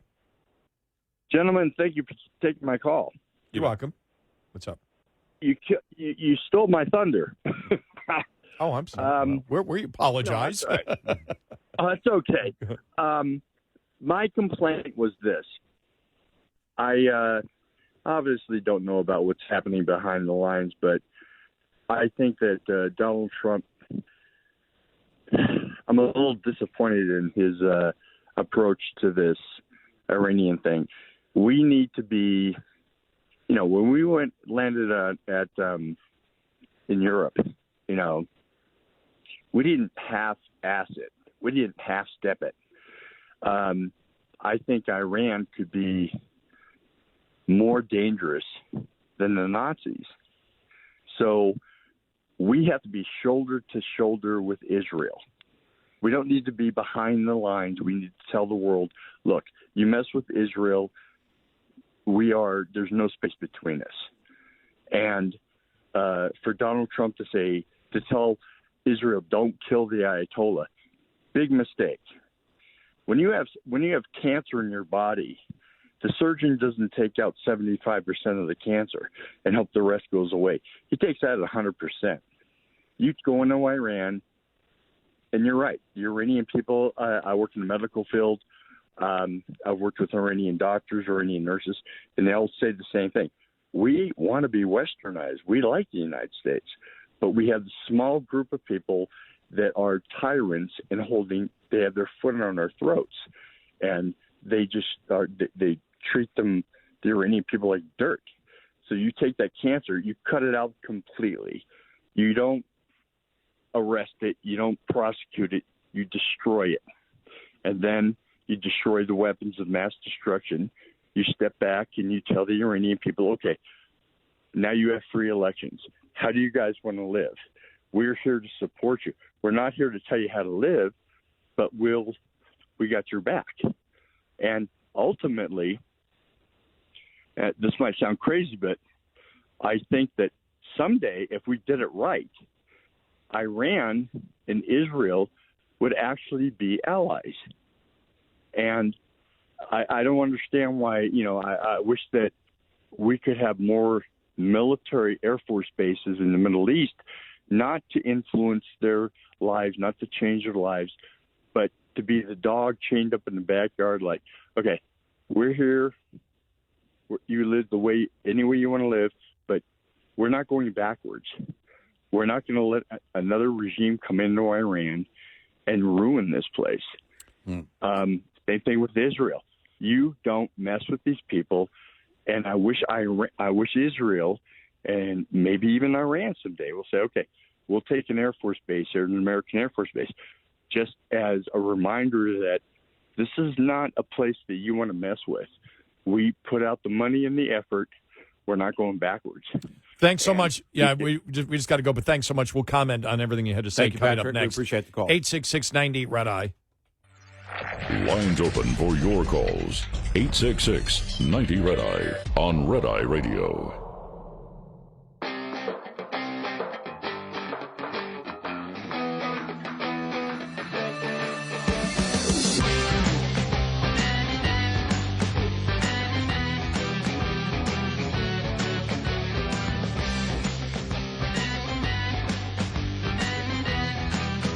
Hey, Trinidad Radio, he's Eric Harley, and I'm Gary McNamara. Welcome and good morning. Thanks so much for being here. Just to comment on the last caller. Look, we said this last week, and to the last caller, this is in response to what you say that you're disappointed with Trump saying that he didn't want to take out the Ayatollah the other day. I don't know where he stands on that now. Trump was big on doing a deal, and now he's basically saying the deal. There is not going to be a deal. Mm-hmm, it right. seems that that's where he's going. Right. Look, if he's telling everybody to get out of Tehran, I think that sounds like that sends a message. Also, basically countering what Macron said and said this is not about a ceasefire deal. When I was last week, we had talked about the fact of Trump coming out and in the Iran deal that you could join us, and he put out a Truth Social post. I think it was late last week saying, "Why won't you do it? We can do deals like we have other people, and you can get trade and you can get rich." And when Trump has ever talked about trade with Islamic radicals in the past, a lot of people have rolled their eyes saying they don't care about that. You do, they don't. They could care less about trading with the United States. That's not what they're looking for. Saw Andrew McCarthy do the same thing in National Review, saying Trump doesn't have an understanding of it. I don't think that's the case.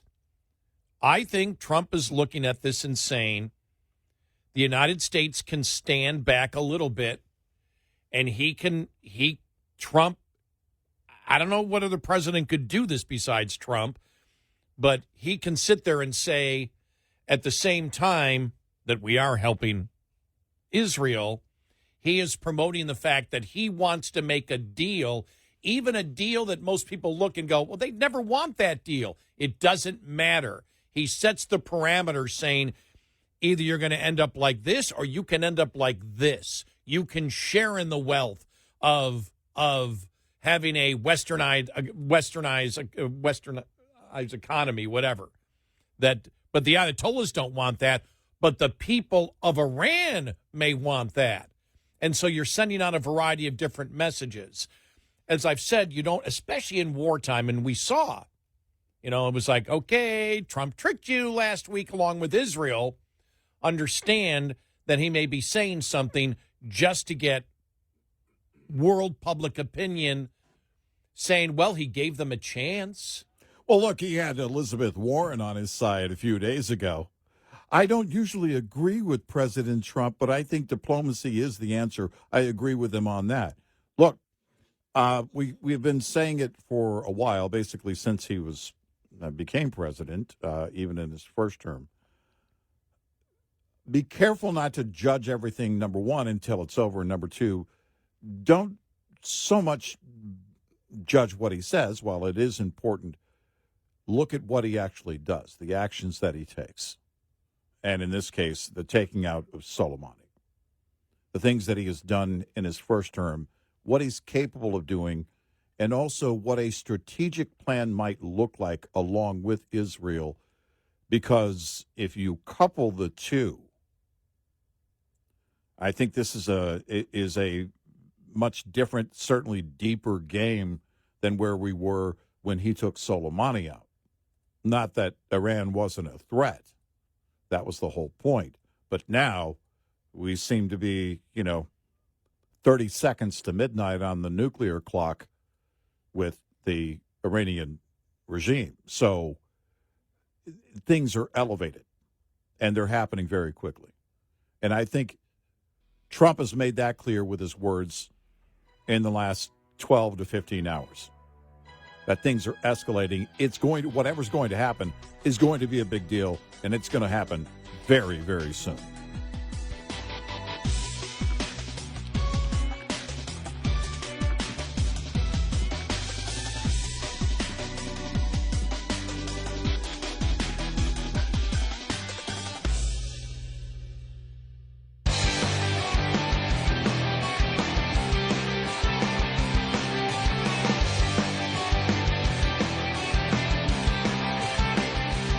You're listening to Red Eye Radio from the Uniden America Studios. It's Red Eye Radio. He's Eric Harley, and I'm Gary McNamara. Welcome and good morning. Thanks so much for being here. Download our Red Eye Radio app today, and you can listen when and where you choose. The other thing is, though, with everything that has happened already, remember the disinformation already that Israel and the administration has been involved with. So Iran keeps them guessing. They don't know where they're going to go. Mm-hmm. So, Trump coming out and saying what he said, we'll see what happens. But the fact is, you use disinformation in war, and you use it all the time. Mm-hmm. And so what eventually he is going to do. So when he said, for example, when Israel came out and said that, they might take out the Ayatollah, and Trump came out and said, no, I don't think we should do that. I don't know if that's disinformation. I don't know if it's, okay, Trump doesn't want it to happen, therefore it's not going to happen. Then Israel goes ahead and does it because Trump is okay with it. I don't know, and I don't think anybody does. All I know is I don't buy the fact, and we had talked about this last week, and then I saw Andrew McCarthy's column, I think it was yesterday, in National Review, where he basically saying, Trump keeps throwing out the fact that we can do trade with these Islamic radicals. They don't care about trade. He always is going from the business viewpoint. Some people don't care, blah, blah, blah, yada, yada, yada. I like a lot of stuff that Andrew McCarthy does. I don't think Trump believes, with the information he knows, I don't think Trump himself believes that the Ayatollah or any of those in charge of their theocracy believes that that's a winning argument to bring them to the table. I do believe they think that's a great argument if the Iranian people are getting that information, which most likely they are.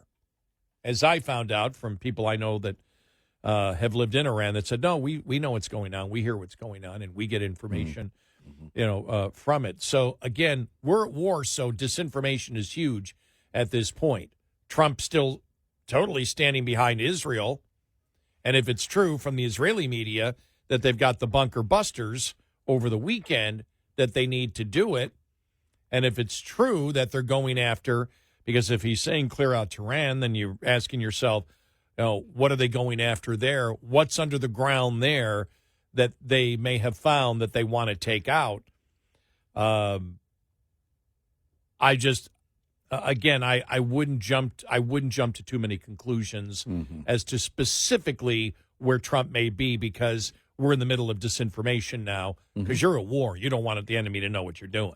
And Trump also has the habit in the past. He's been known to change his mind on the fly. No. Never. So there's, you have to factor all of these in. And again, it goes back to what we have been saying. You really don't go by necessarily what he's saying. You go by what he's doing. I will say this. I thought it was interesting because I thought he would just be quiet on the opposition to him when he went after Tucker Carlson and called him kooky Tucker Carlson. I went, that's interesting. Mm-hmm. Yeah. Yeah. Because he felt it enough to do that. And the other thing I think to bring up here, it's like how much support, because now I just love it. I mean, it's just like, what's MAGA? Well, Trump isn't MAGA anymore. Yeah. There are MAGA people and Trump isn't MAGA. And now there's this great debate of what is MAGA and what isn't MAGA. We got to remind ourselves, Mike Huckabee was MAGA before MAGA was cool.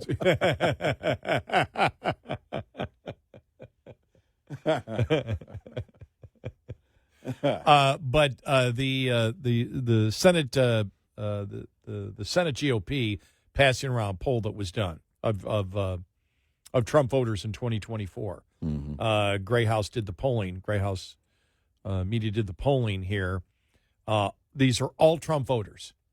Okay. Do you support or oppose the United States providing offensive weapons to help Israel strike Iranian military targets? These are Republicans now. Strongly support, 58%. Somewhat support, 21%. That's 79% right there. Yeah. Do you support or oppose the United States taking its own direct military action if necessary to prevent Iran from developing nuclear weapons? Strongly support, 35%. Somewhat support, 37%. So that's 72% right there. 9% somewhat opposed, 10% strongly opposed, don't know 8%. Which of the following statements comes closer to your opinion about Iran's influence in the Middle East? Iran is a destabilizing force. It sponsors terrorism, threatens our allies, and undermines American interests throughout the region. 80% believe that. Iran is a regional power that we should engage diplomatically rather than confront militarily to reduce tensions and prevent conflicts. 14% of Trump voters believe that. Don't know, 6%. And this goes into, okay, is the Tucker Carlson, Steve Bannon, MTG, Charlie Kirk MAGA support on this issue not as great as they believe it is? And you were telling me that, was it Konstantin Kisin said that? Yeah, he posted that. He said, joking aside, the reason the online isolationists are having such a meltdown is actually not even that they are anti-war. Yes, anti-war in quotations. Current events are shattering the illusion that their hot takes are representative or influential. This is why they're so upset. And, there seems to be that kind of mindset that, this is it. But we talked about how people were projecting that onto Trump and calling him an isolationist. Yeah. Like they did back in the day with Ron Paul. Well, he's against free trade. No, he's for the most free trade. Unmanaged free trade. And they didn't get it back then, and I don't know where you would get. I mean, the fact that he hasn't sent, thousands and thousands and thousands of troops to war doesn't make him an isolationist. You look at these are very clear acts of war. Look, the exclamation point is Soleimani. You can talk about, dropping the Moab in eastern Afghanistan on ISIS. You can talk about, what he did, in certain moves that he did that were acts of war. But if you have any question, taking out Soleimani, my gosh, if you want to, I'll talk how the kids talk. That's a gangster move. More on the polling here. Do you believe the United States should provide military support to help Israel defend itself against Iranian attacks? Now, these are all Trump voters, 2024 Trump voters. Yes, definitely should, 48%. Yes, probably should, 24%. So that's 72% of Republicans. Probably should not, 12%. Definitely should not, 9%. Don't know, 7%. They ask a question in a different way. Do you support or oppose the United States providing defensive weapons systems like missile defense to help Israel protect itself from Iranian attacks? Strongly support 68%, somewhat support 18%. At that point, you're at 86%. Do you support or oppose the United States providing intelligence to help Israel defend against threats from Iran? Strongly support 76%, somewhat support 15%. Wow. You're at 91% there. How serious a threat do you believe Iran poses to American national security? Very serious threat, 57%. Somewhat serious threat, 25%. So at that point, you have, 82% of Republicans believing that. Iran has enriched uranium and recently accelerated its nuclear program. Intelligence agencies believe this could be used to develop nuclear weapons. How concerned are you about Iran potentially obtaining a nuclear weapon? Very concerned, 74%. Somewhat concerned, 15%. So you're at 89% of Republicans, Trump voters, not just Republicans, Trump voters in 2024, which again contains many more independents and even Democrats at that point. Which of the following statement comes closer to your opinion about Iran developing nuclear weapons? Iran developing nuclear weapons is a threat to the United States and our allies that must be stopped at all costs, 64%. Iran developing nuclear weapons is concerning but not worth risking American lives or getting involved in another Middle Eastern war, 28%. I guess that's done, though. That's done at this point because we are at war. Yeah. However you want to say it. I mean, right. We are providing the assistance, weapon systems, what they're using. The vast majority came from the United States, and we know it with the way Trump is talking. Call it whatever you want, but a police action, whatever. Yeah. I just throw that out. Okay. Ninth dimensional chess. Yeah. Which of the following statements comes closer to your view about dealing with Iran's nuclear program? A diplomatic approach would be honored by Iran with the right steps and guarantees and is worth pursuing over armed conflict. 18% of Republicans believe that. Excuse me. Trump voters believe that. I'm sorry, I keep saying Republicans. Trump voters. In 2024. A diplomatic deal with Iran cannot be trusted, and it's likely that they will attempt to develop nuclear weapons in secret, 73%. Don't know, 10%. Let me see. Okay. Do you support or oppose Israel's recent military strikes against Iran nuclear facilities and military targets? Strongly support, 67%. Somewhat support, 16% at that point. So you're talking the support for that is over 80% from Republicans. Do you support or oppose Israel's military actions in Gaza beginning in response to the October 7th terrorist attacks in Israel? Strongly support, 70%. somewhat support 15%, so you're up to 85% at that point. Yeah. So, and if you take out the don't knows, it's a net plus 79%. And you see the plus 73%, plus 79% when you go through the different issues here that they're looking at that are pretty big numbers. Plus 76%, plus 85%, plus 53%, plus 61%. So pretty huge numbers. Again, it's only one poll, and we take that into consideration. Yeah, sure. Because you see the response to it underneath on X, because they post on X, propaganda.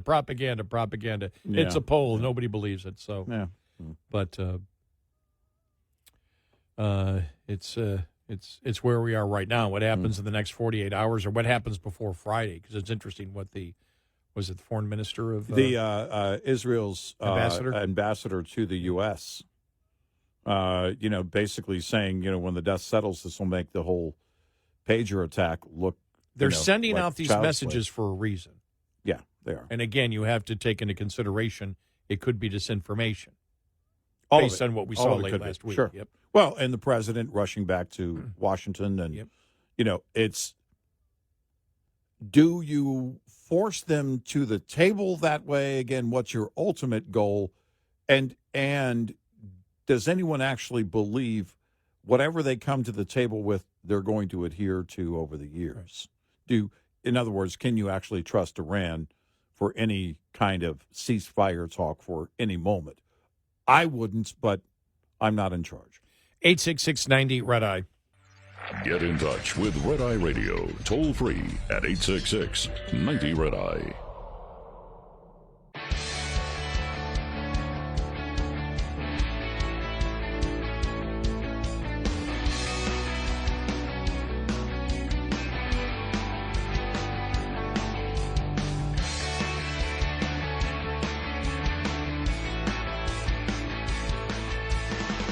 It's Red Eye Radio. He's Eric Harley, and I'm Gary McNamara. Welcome and good morning. It's a really interesting political question, and I guess that's for really something down the road, but down the road could be a couple of weeks from now. But there were two things that, we wondered, would it split MAGA, number one, what the president's doing now, whatever that means, split MAGA. I voted for Trump 3 times. I don't know what being MAGA is. I know where I stand on the issues. That's about it. And I don't know precisely, when you get into a situation like this, what the exact definition of MAGA is supposed to be. I don't even know depending on which side you're on. I don't even know what the definition of conservative is anymore. Seriously. I'm a conservative, but I don't know what that means to other people. But the two things on immigration, when Trump said the other day about, well, if you've been here a long time, maybe we should change that if you're here illegally. And now this, is it splitting the MAGA political groups?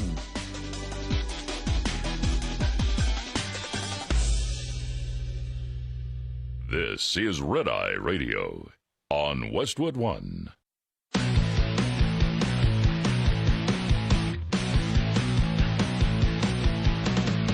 Now, it's Red Eye Radio.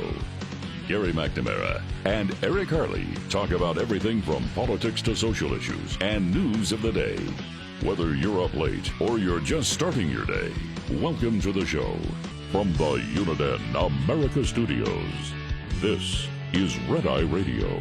All across America, we are Red Eye Radio. He is Eric Harley, and I'm Gary McNamara. Good morning. Thanks for being here.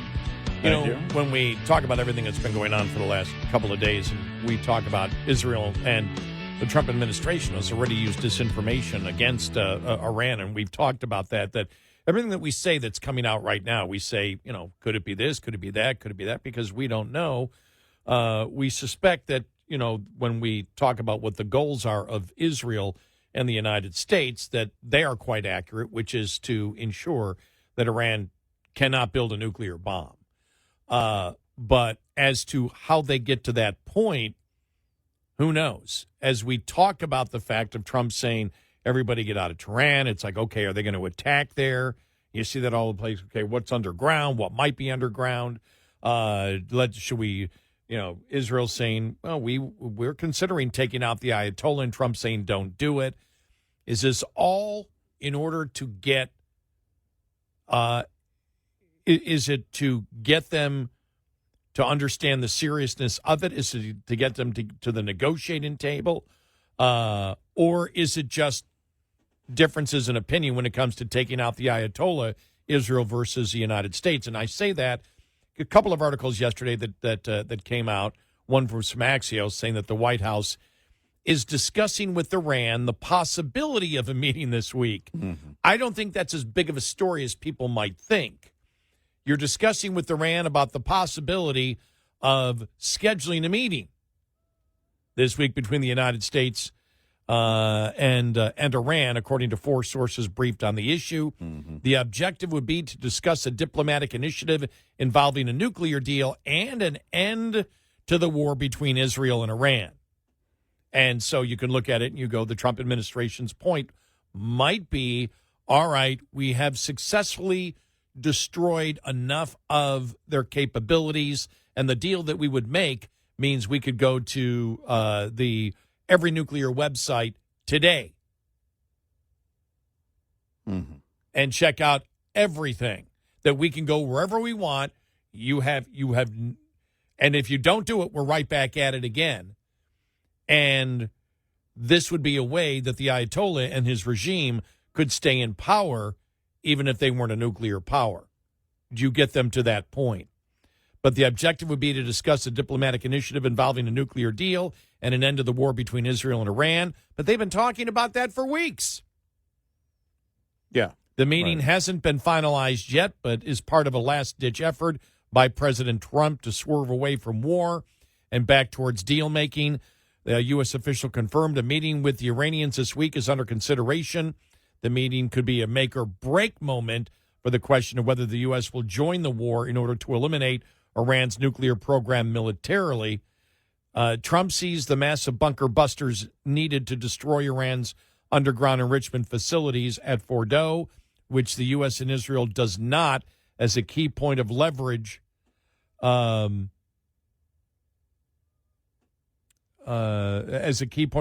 get Iran to cut a deal, a senior official said. Mm-hmm. Yeah, right. Well, okay.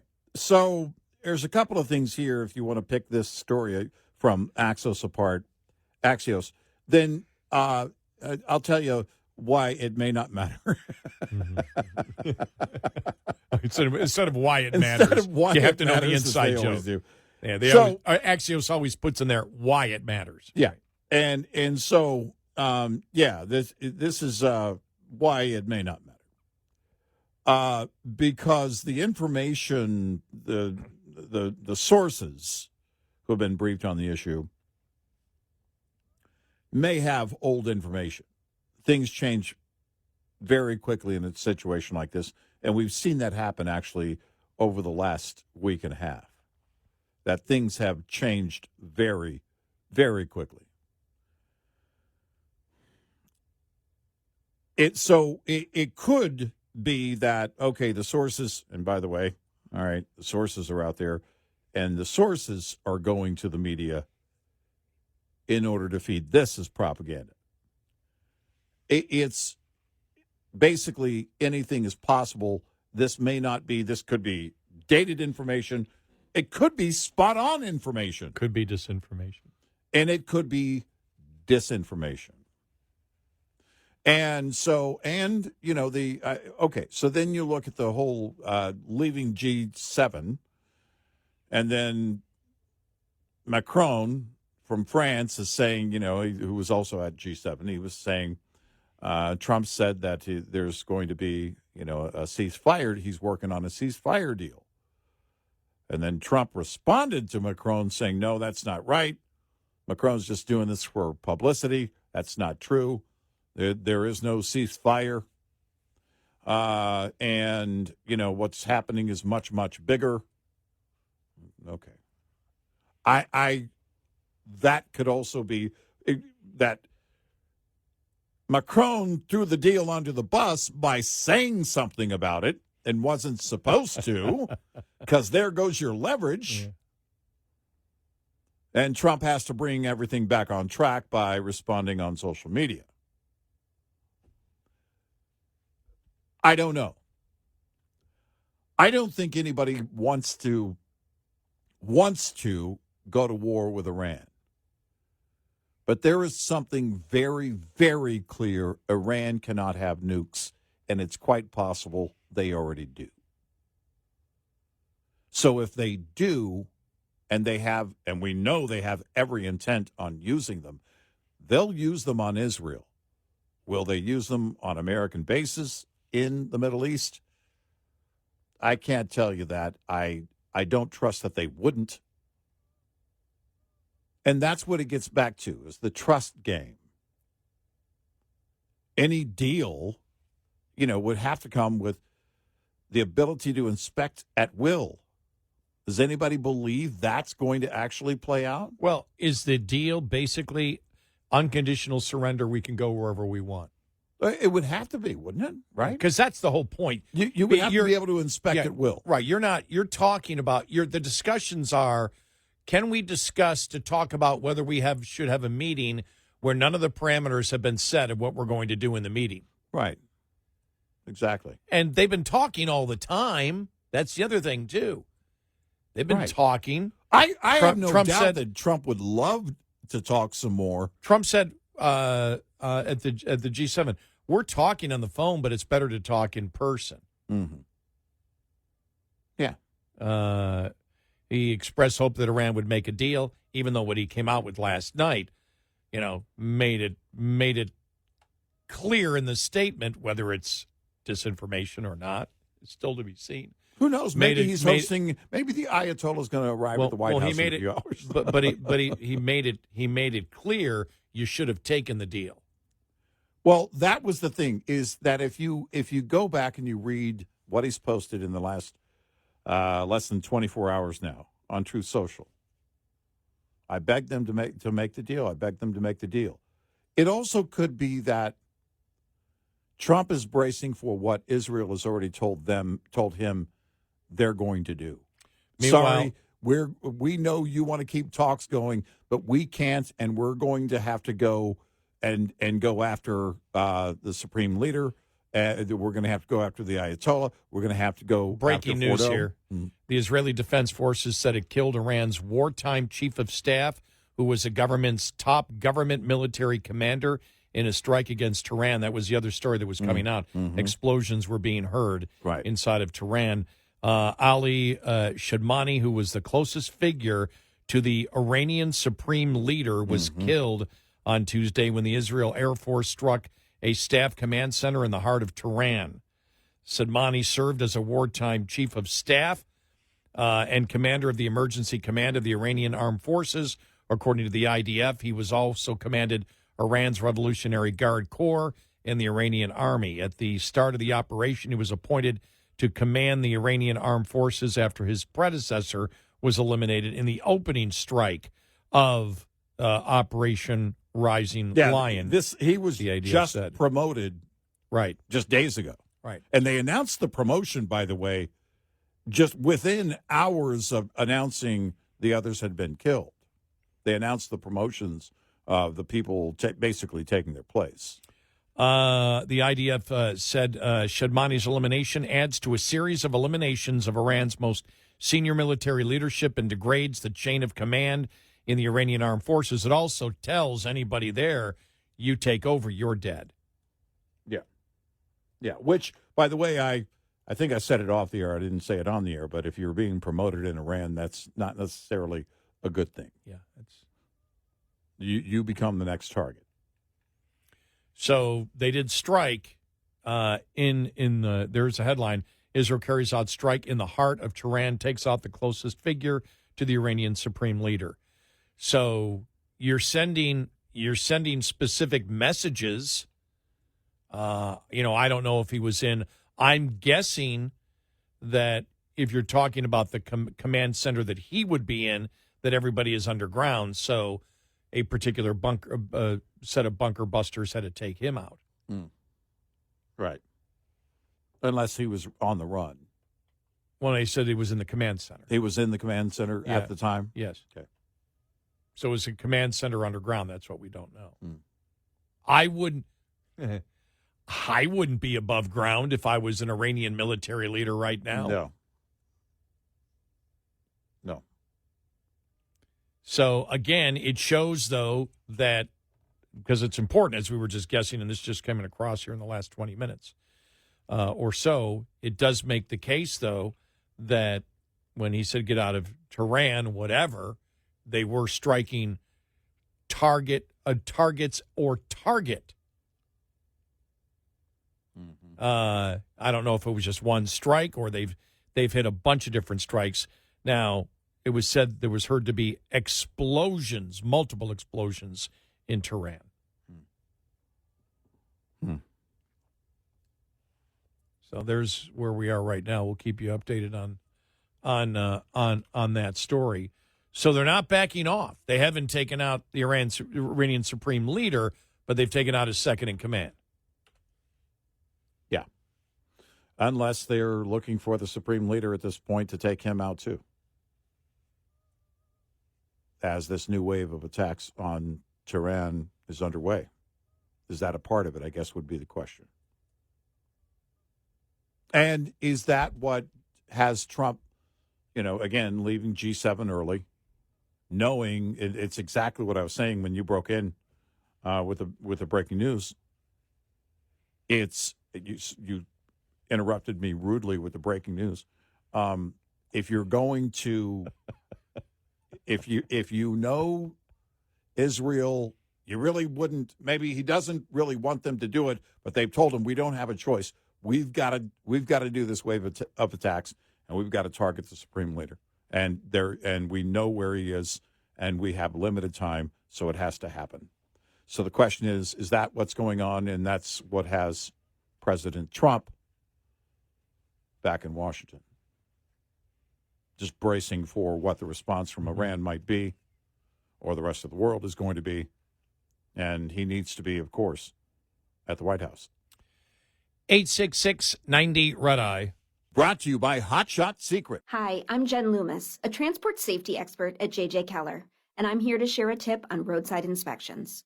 Once a roadside inspection is completed, the officer will close it out, which involves the officer writing or typing up the report. The more the officer found during the inspection, the longer this will take. If violations were discovered, most officers, as a courtesy, will explain the violations to the driver. If there were any out-of-service violations, the officer will normally explain what must be done to get the out-of-service order lifted. Drivers need to be very attentive during this part of the inspection. The driver also needs to read and understand the complete inspection report. After receiving the inspection report, the driver has 24 hours to get the roadside inspection report to the motor carrier. If the driver will not be returning to a company facility within the next 24 hours, the driver needs to know to get it on the way to you via email, mail, or fax within 24 hours. This tip was brought to you by J.J. Keller & Associates. Visit us at jjkeller.com. We'll be right back with more Red Eye Radio with Eric Harley and Gary McNamara.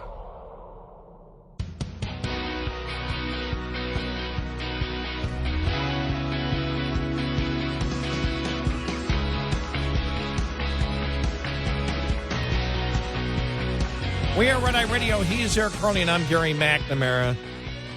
Just to repeat the breaking news from a few minutes ago, the Israeli Defense Forces said it killed Iran's wartime chief of staff, who was the government's top military commander, in a strike against Tehran. We've been going over what the president said.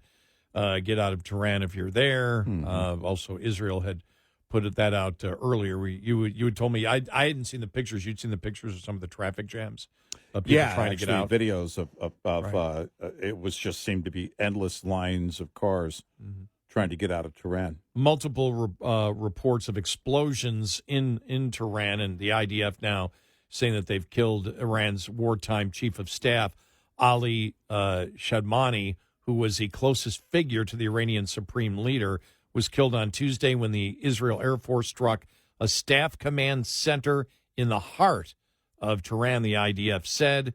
Sadmani served as wartime chief of staff and commander of the emergency command of the Iranian Armed Forces, According to the IDF, he also commanded Iran's Revolutionary Guard Corps and the Iranian army. At the start of the operation, he was appointed to command the Iranian armed forces after his predecessor, Ali Rashad, was eliminated in the opening strike of Operation Rising Lion, the IDF said. Now, that was just a couple of days ago. Mm-hmm. And again, this is somebody who was just appointed to that position, who was killed within days by the IDF. Under Shadmati's command, the Emergency Command Center was responsible for managing combat operations and approving Iran's firepower plans.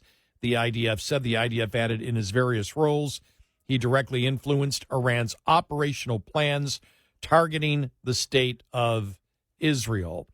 Shadmani's elimination adds to a series of eliminations of Iran's most senior military leadership and degrades the chain of command of the Iranian armed forces, the IDF said.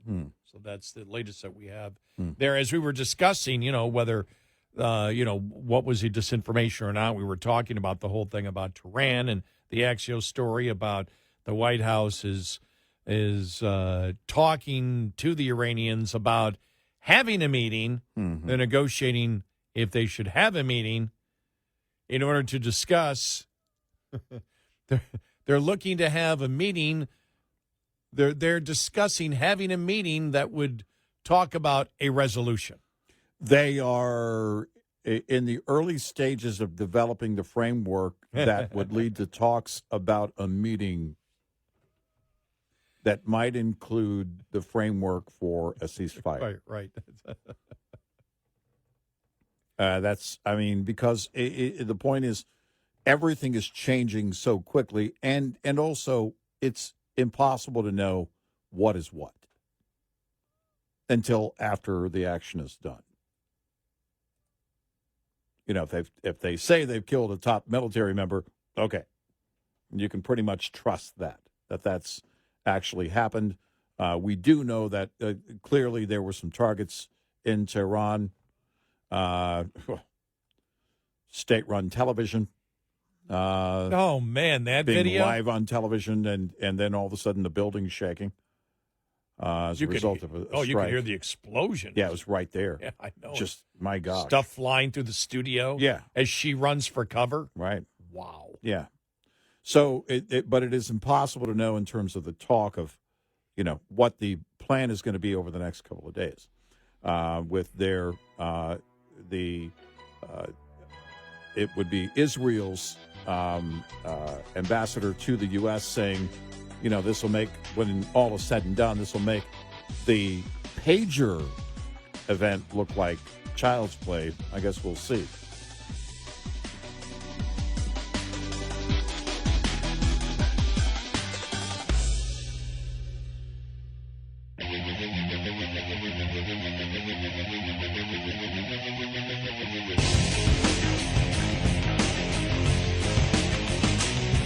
Catch all 5 hours of the show live every night on the Red Eye Radio app. Available in the App Store. Red Eye Radio. And he is Eric Harley, and I'm Gary McNamara. Welcome and good morning. So the breaking news overnight is that the Israeli Defense Forces said it killed Iran's top military commander after previously taking out his predecessor just a couple of days ago. Also, the story that you brought, but this was really interesting because Israel's ambassador to the U.S. said there will be some surprises amid the Jewish state's conflict with Iran that will make Israel's explosions of pagers and walkie-talkies used by members of Hezbollah in Lebanon and Syria last year look simple. We pulled off a number of surprises, he said during a Tuesday appearance on the TV network Merit Street. When the dust settles, you're going to see some surprises on Thursday night and Friday that will make the beeper operation almost seem simple. He was referring to the near simultaneous detonations of pagers used by members of the Iran-backed Hezbollah terror group that killed at least 12 people and wounded nearly 3,000 on September 17th in Lebanon and Syria. The following day, at least 25 people were killed and more than 600 were wounded when walkie-talkies were detonated in that same region. Israel was found to be behind the attacks, in which small amounts of explosives were hidden in the devices, and then that they were detonated.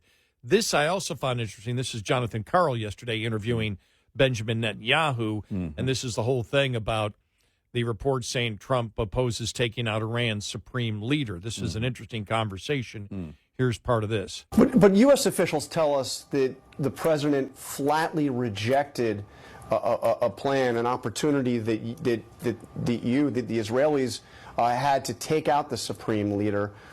Do you understand his concern? My understanding is his concern is that this would escalate the conflict beyond where it is already. It's not going to escalate the conflict. It's going to end the conflict. We've had half a century of conflict spread by this regime that terrorizes everyone in the Middle East, has bombed the Aramco oil fields in Saudi Arabia, is spreading terrorism and subversion and sabotage everywhere. That's the forever war is what Iran wants. And they're bringing us to the brink of nuclear war. In fact, what Israel is doing is preventing this, bringing an end to this aggression. And we can only do so by standing up to the forces of evil. Look, democracies have had to learn this lesson. You know, they faced a tyrannical regime, a radical, fanatic regime.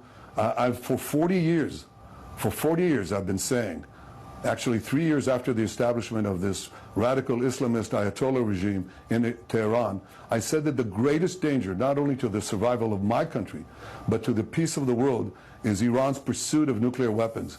And they are on the brink of achieving that. So imagine what they're doing now without nuclear weapons, chanting death to America without nuclear weapons. Imagine what will happen if they had nuclear weapons and the ICBMs, the intercontinental ballistic missiles, to deliver it to every place on Earth.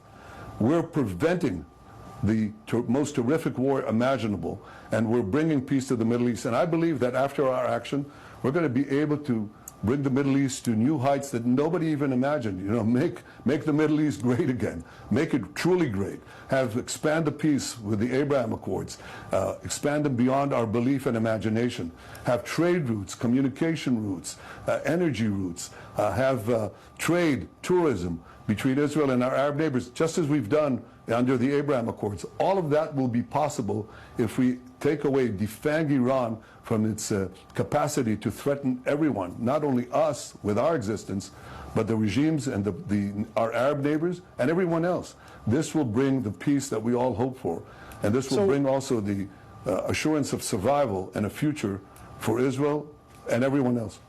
So it sounds to me like you're saying you disagreed with President Trump on this, saying that taking out the supreme leader would be a mistake. What else would you like from the United States? I mean, the United States could provide. Well, John, I wouldn't rush to conclusions. Yeah.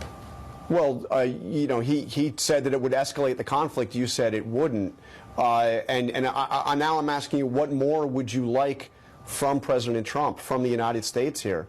Do you expect that the U.S. Air Force will help you take out that facility in Fordo? We've gotten tremendous help from President Trump. American pilots are shooting down drones that are aimed at our cities, along with our pilots. We have 2 THAAD batteries in Israel that are helping bring down these murderous missiles. There it was where he said, John, I wouldn't rush to conclusions. Yeah. And that's the whole thing here when we talk about, because we know that the whole disinformation is what caught Iran off guard. Mm-hmm. So I believe it's continuing. Now, we've been wondering all along about the whole, evacuate Tehran and everything else, and now we found out that they hit the military complex in the heart of Tehran to take out the leader of the military. So, and there were reports of more explosions, and we'll wait for, further news reports out of Israel. So, but I found that interesting. He said, John, I wouldn't rush to conclusions. Right. Well, I think it's, again, it's hard to get a read on any of it. You've got the liberal media, because the New York Times is also on the Axios thing that Trump is using the bunker busters basically as leverage, last-minute leverage to get Iran to the table. So that could be the case.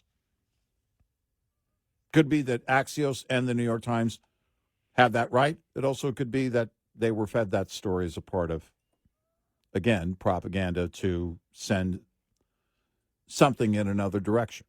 Don't know. We'll wait and see. We do know they're still dropping bombs on Tehran. The question now would be, is Israel looking to take out the Supreme Leader? You know, because the attack overnight that we told you about was like taking out, the defense secretary or taking out the head of the Joint Chiefs of Staff. Right. It's the person closest to the Supreme Leader. Yeah. And so is the goal then you isolate the Supreme Leader and also take him out? And is that what President Trump knows? Would President Trump, if he were in charge, rather have a discussion or keep talks going? But he knows, or he's been told by Israel, we're taking out the Supreme Leader. We know we don't have your blessing on this, but we're doing it. Because this, we believe, will end it, and then we're going to go after and take out Fordo however we can, which is about an hour and a half or so away from Tehran in the mountains. Now, the question there is, do they have the ability, does Israel have, that it would be, and some of the stuff they've been using is American-made stuff already, but are they already in possession of a massive bunker buster that would be required to take out Fordo and actually disable it? I don't know. Again, we've already been involved, as Netanyahu said, in helping to shoot down missiles coming into Israel. Right. So we're involved in we're involved in it. There's this whole thing, Bull.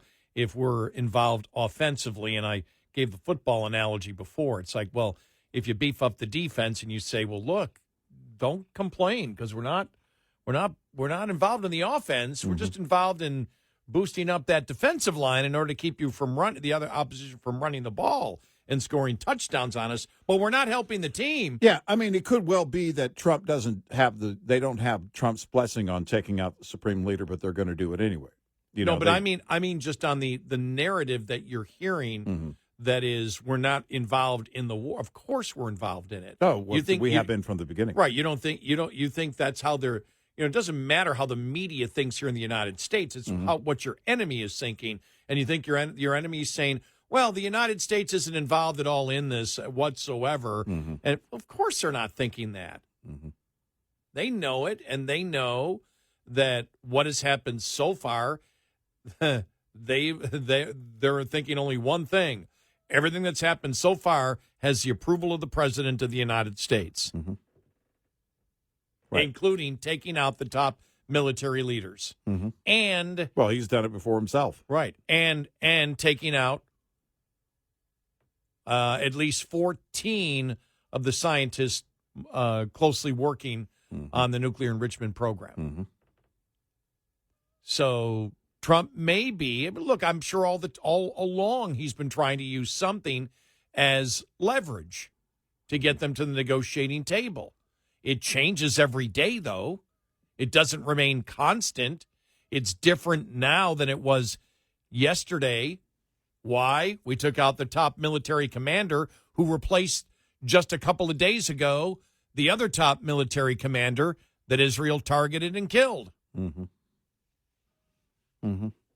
And if you're the president, and it is the case that, okay, well, they're going to go after the Ayatollah, and you want to be, and you definitely want to be in Washington for that. If whatever's happening, it is going to be major.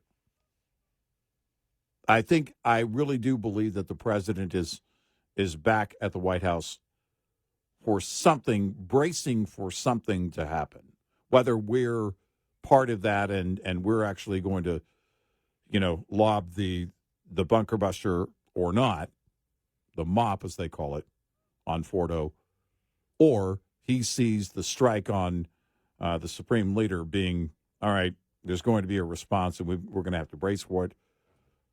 Don't know. I mean, there are so many possibilities here.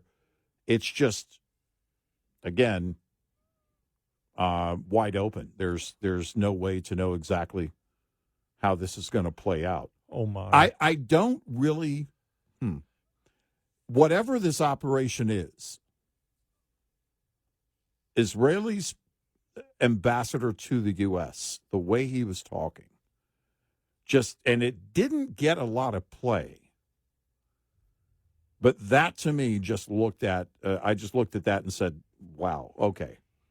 There's something. And by the way, I was wondering about this last week because the pager strike that happened last September, if you know anything and the backstory on how they implemented that, they found out who was making their pagers, and they were able to intercept them because Hezbollah had basically gone off the radar. They weren't using cell phones. They were using pagers. So they hired a company to make them. Israel found out, intervened, and boom. I just can't forget to bring this up because I just thought of it when you were talking. That's why I went, oh, my. Tim Walz. Well, who do you think? If the United States can't negotiate peace over there, who do you think can? China. Oh, God. China has the moral high ground. Oh, God. He actually said that. Oh, jeez. Because they've been using Iran as a proxy. So who has the moral high ground here? It would be China. Shut up, Tim. Oh, just shut up. I mean, seriously. When I heard that China has the high moral Just ground. Ludicrous. Like, shut Just up. ludicrous. 866-90 Red Eye. Coming up, more with Gary McNamara and Eric Harley. It's Red Eye Radio.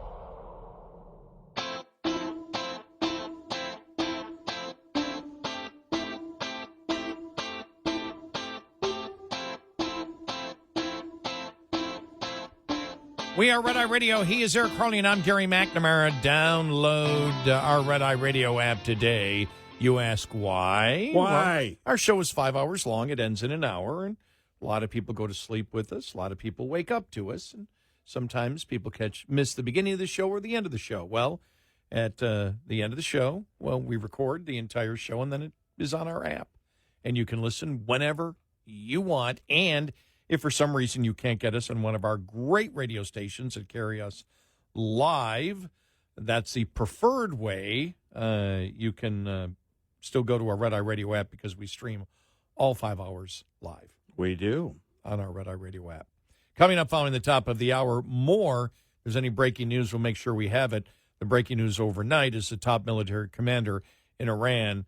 The second one in a week has been taken out. Mm-hmm. He replaced the old commander. We'll have the latest on that. We'll look to see. I really didn't see anything of big substance at all from the Senate looking at the big, beautiful bill. Did you? No, I have to go back. There was one member of the GOP, I forget who it was, that said in its current form it probably won't happen before July 4th. But I don't know. I don't have great confidence. So, but the goal of the president is to have this to his desk by July 4th. I don't see that happening.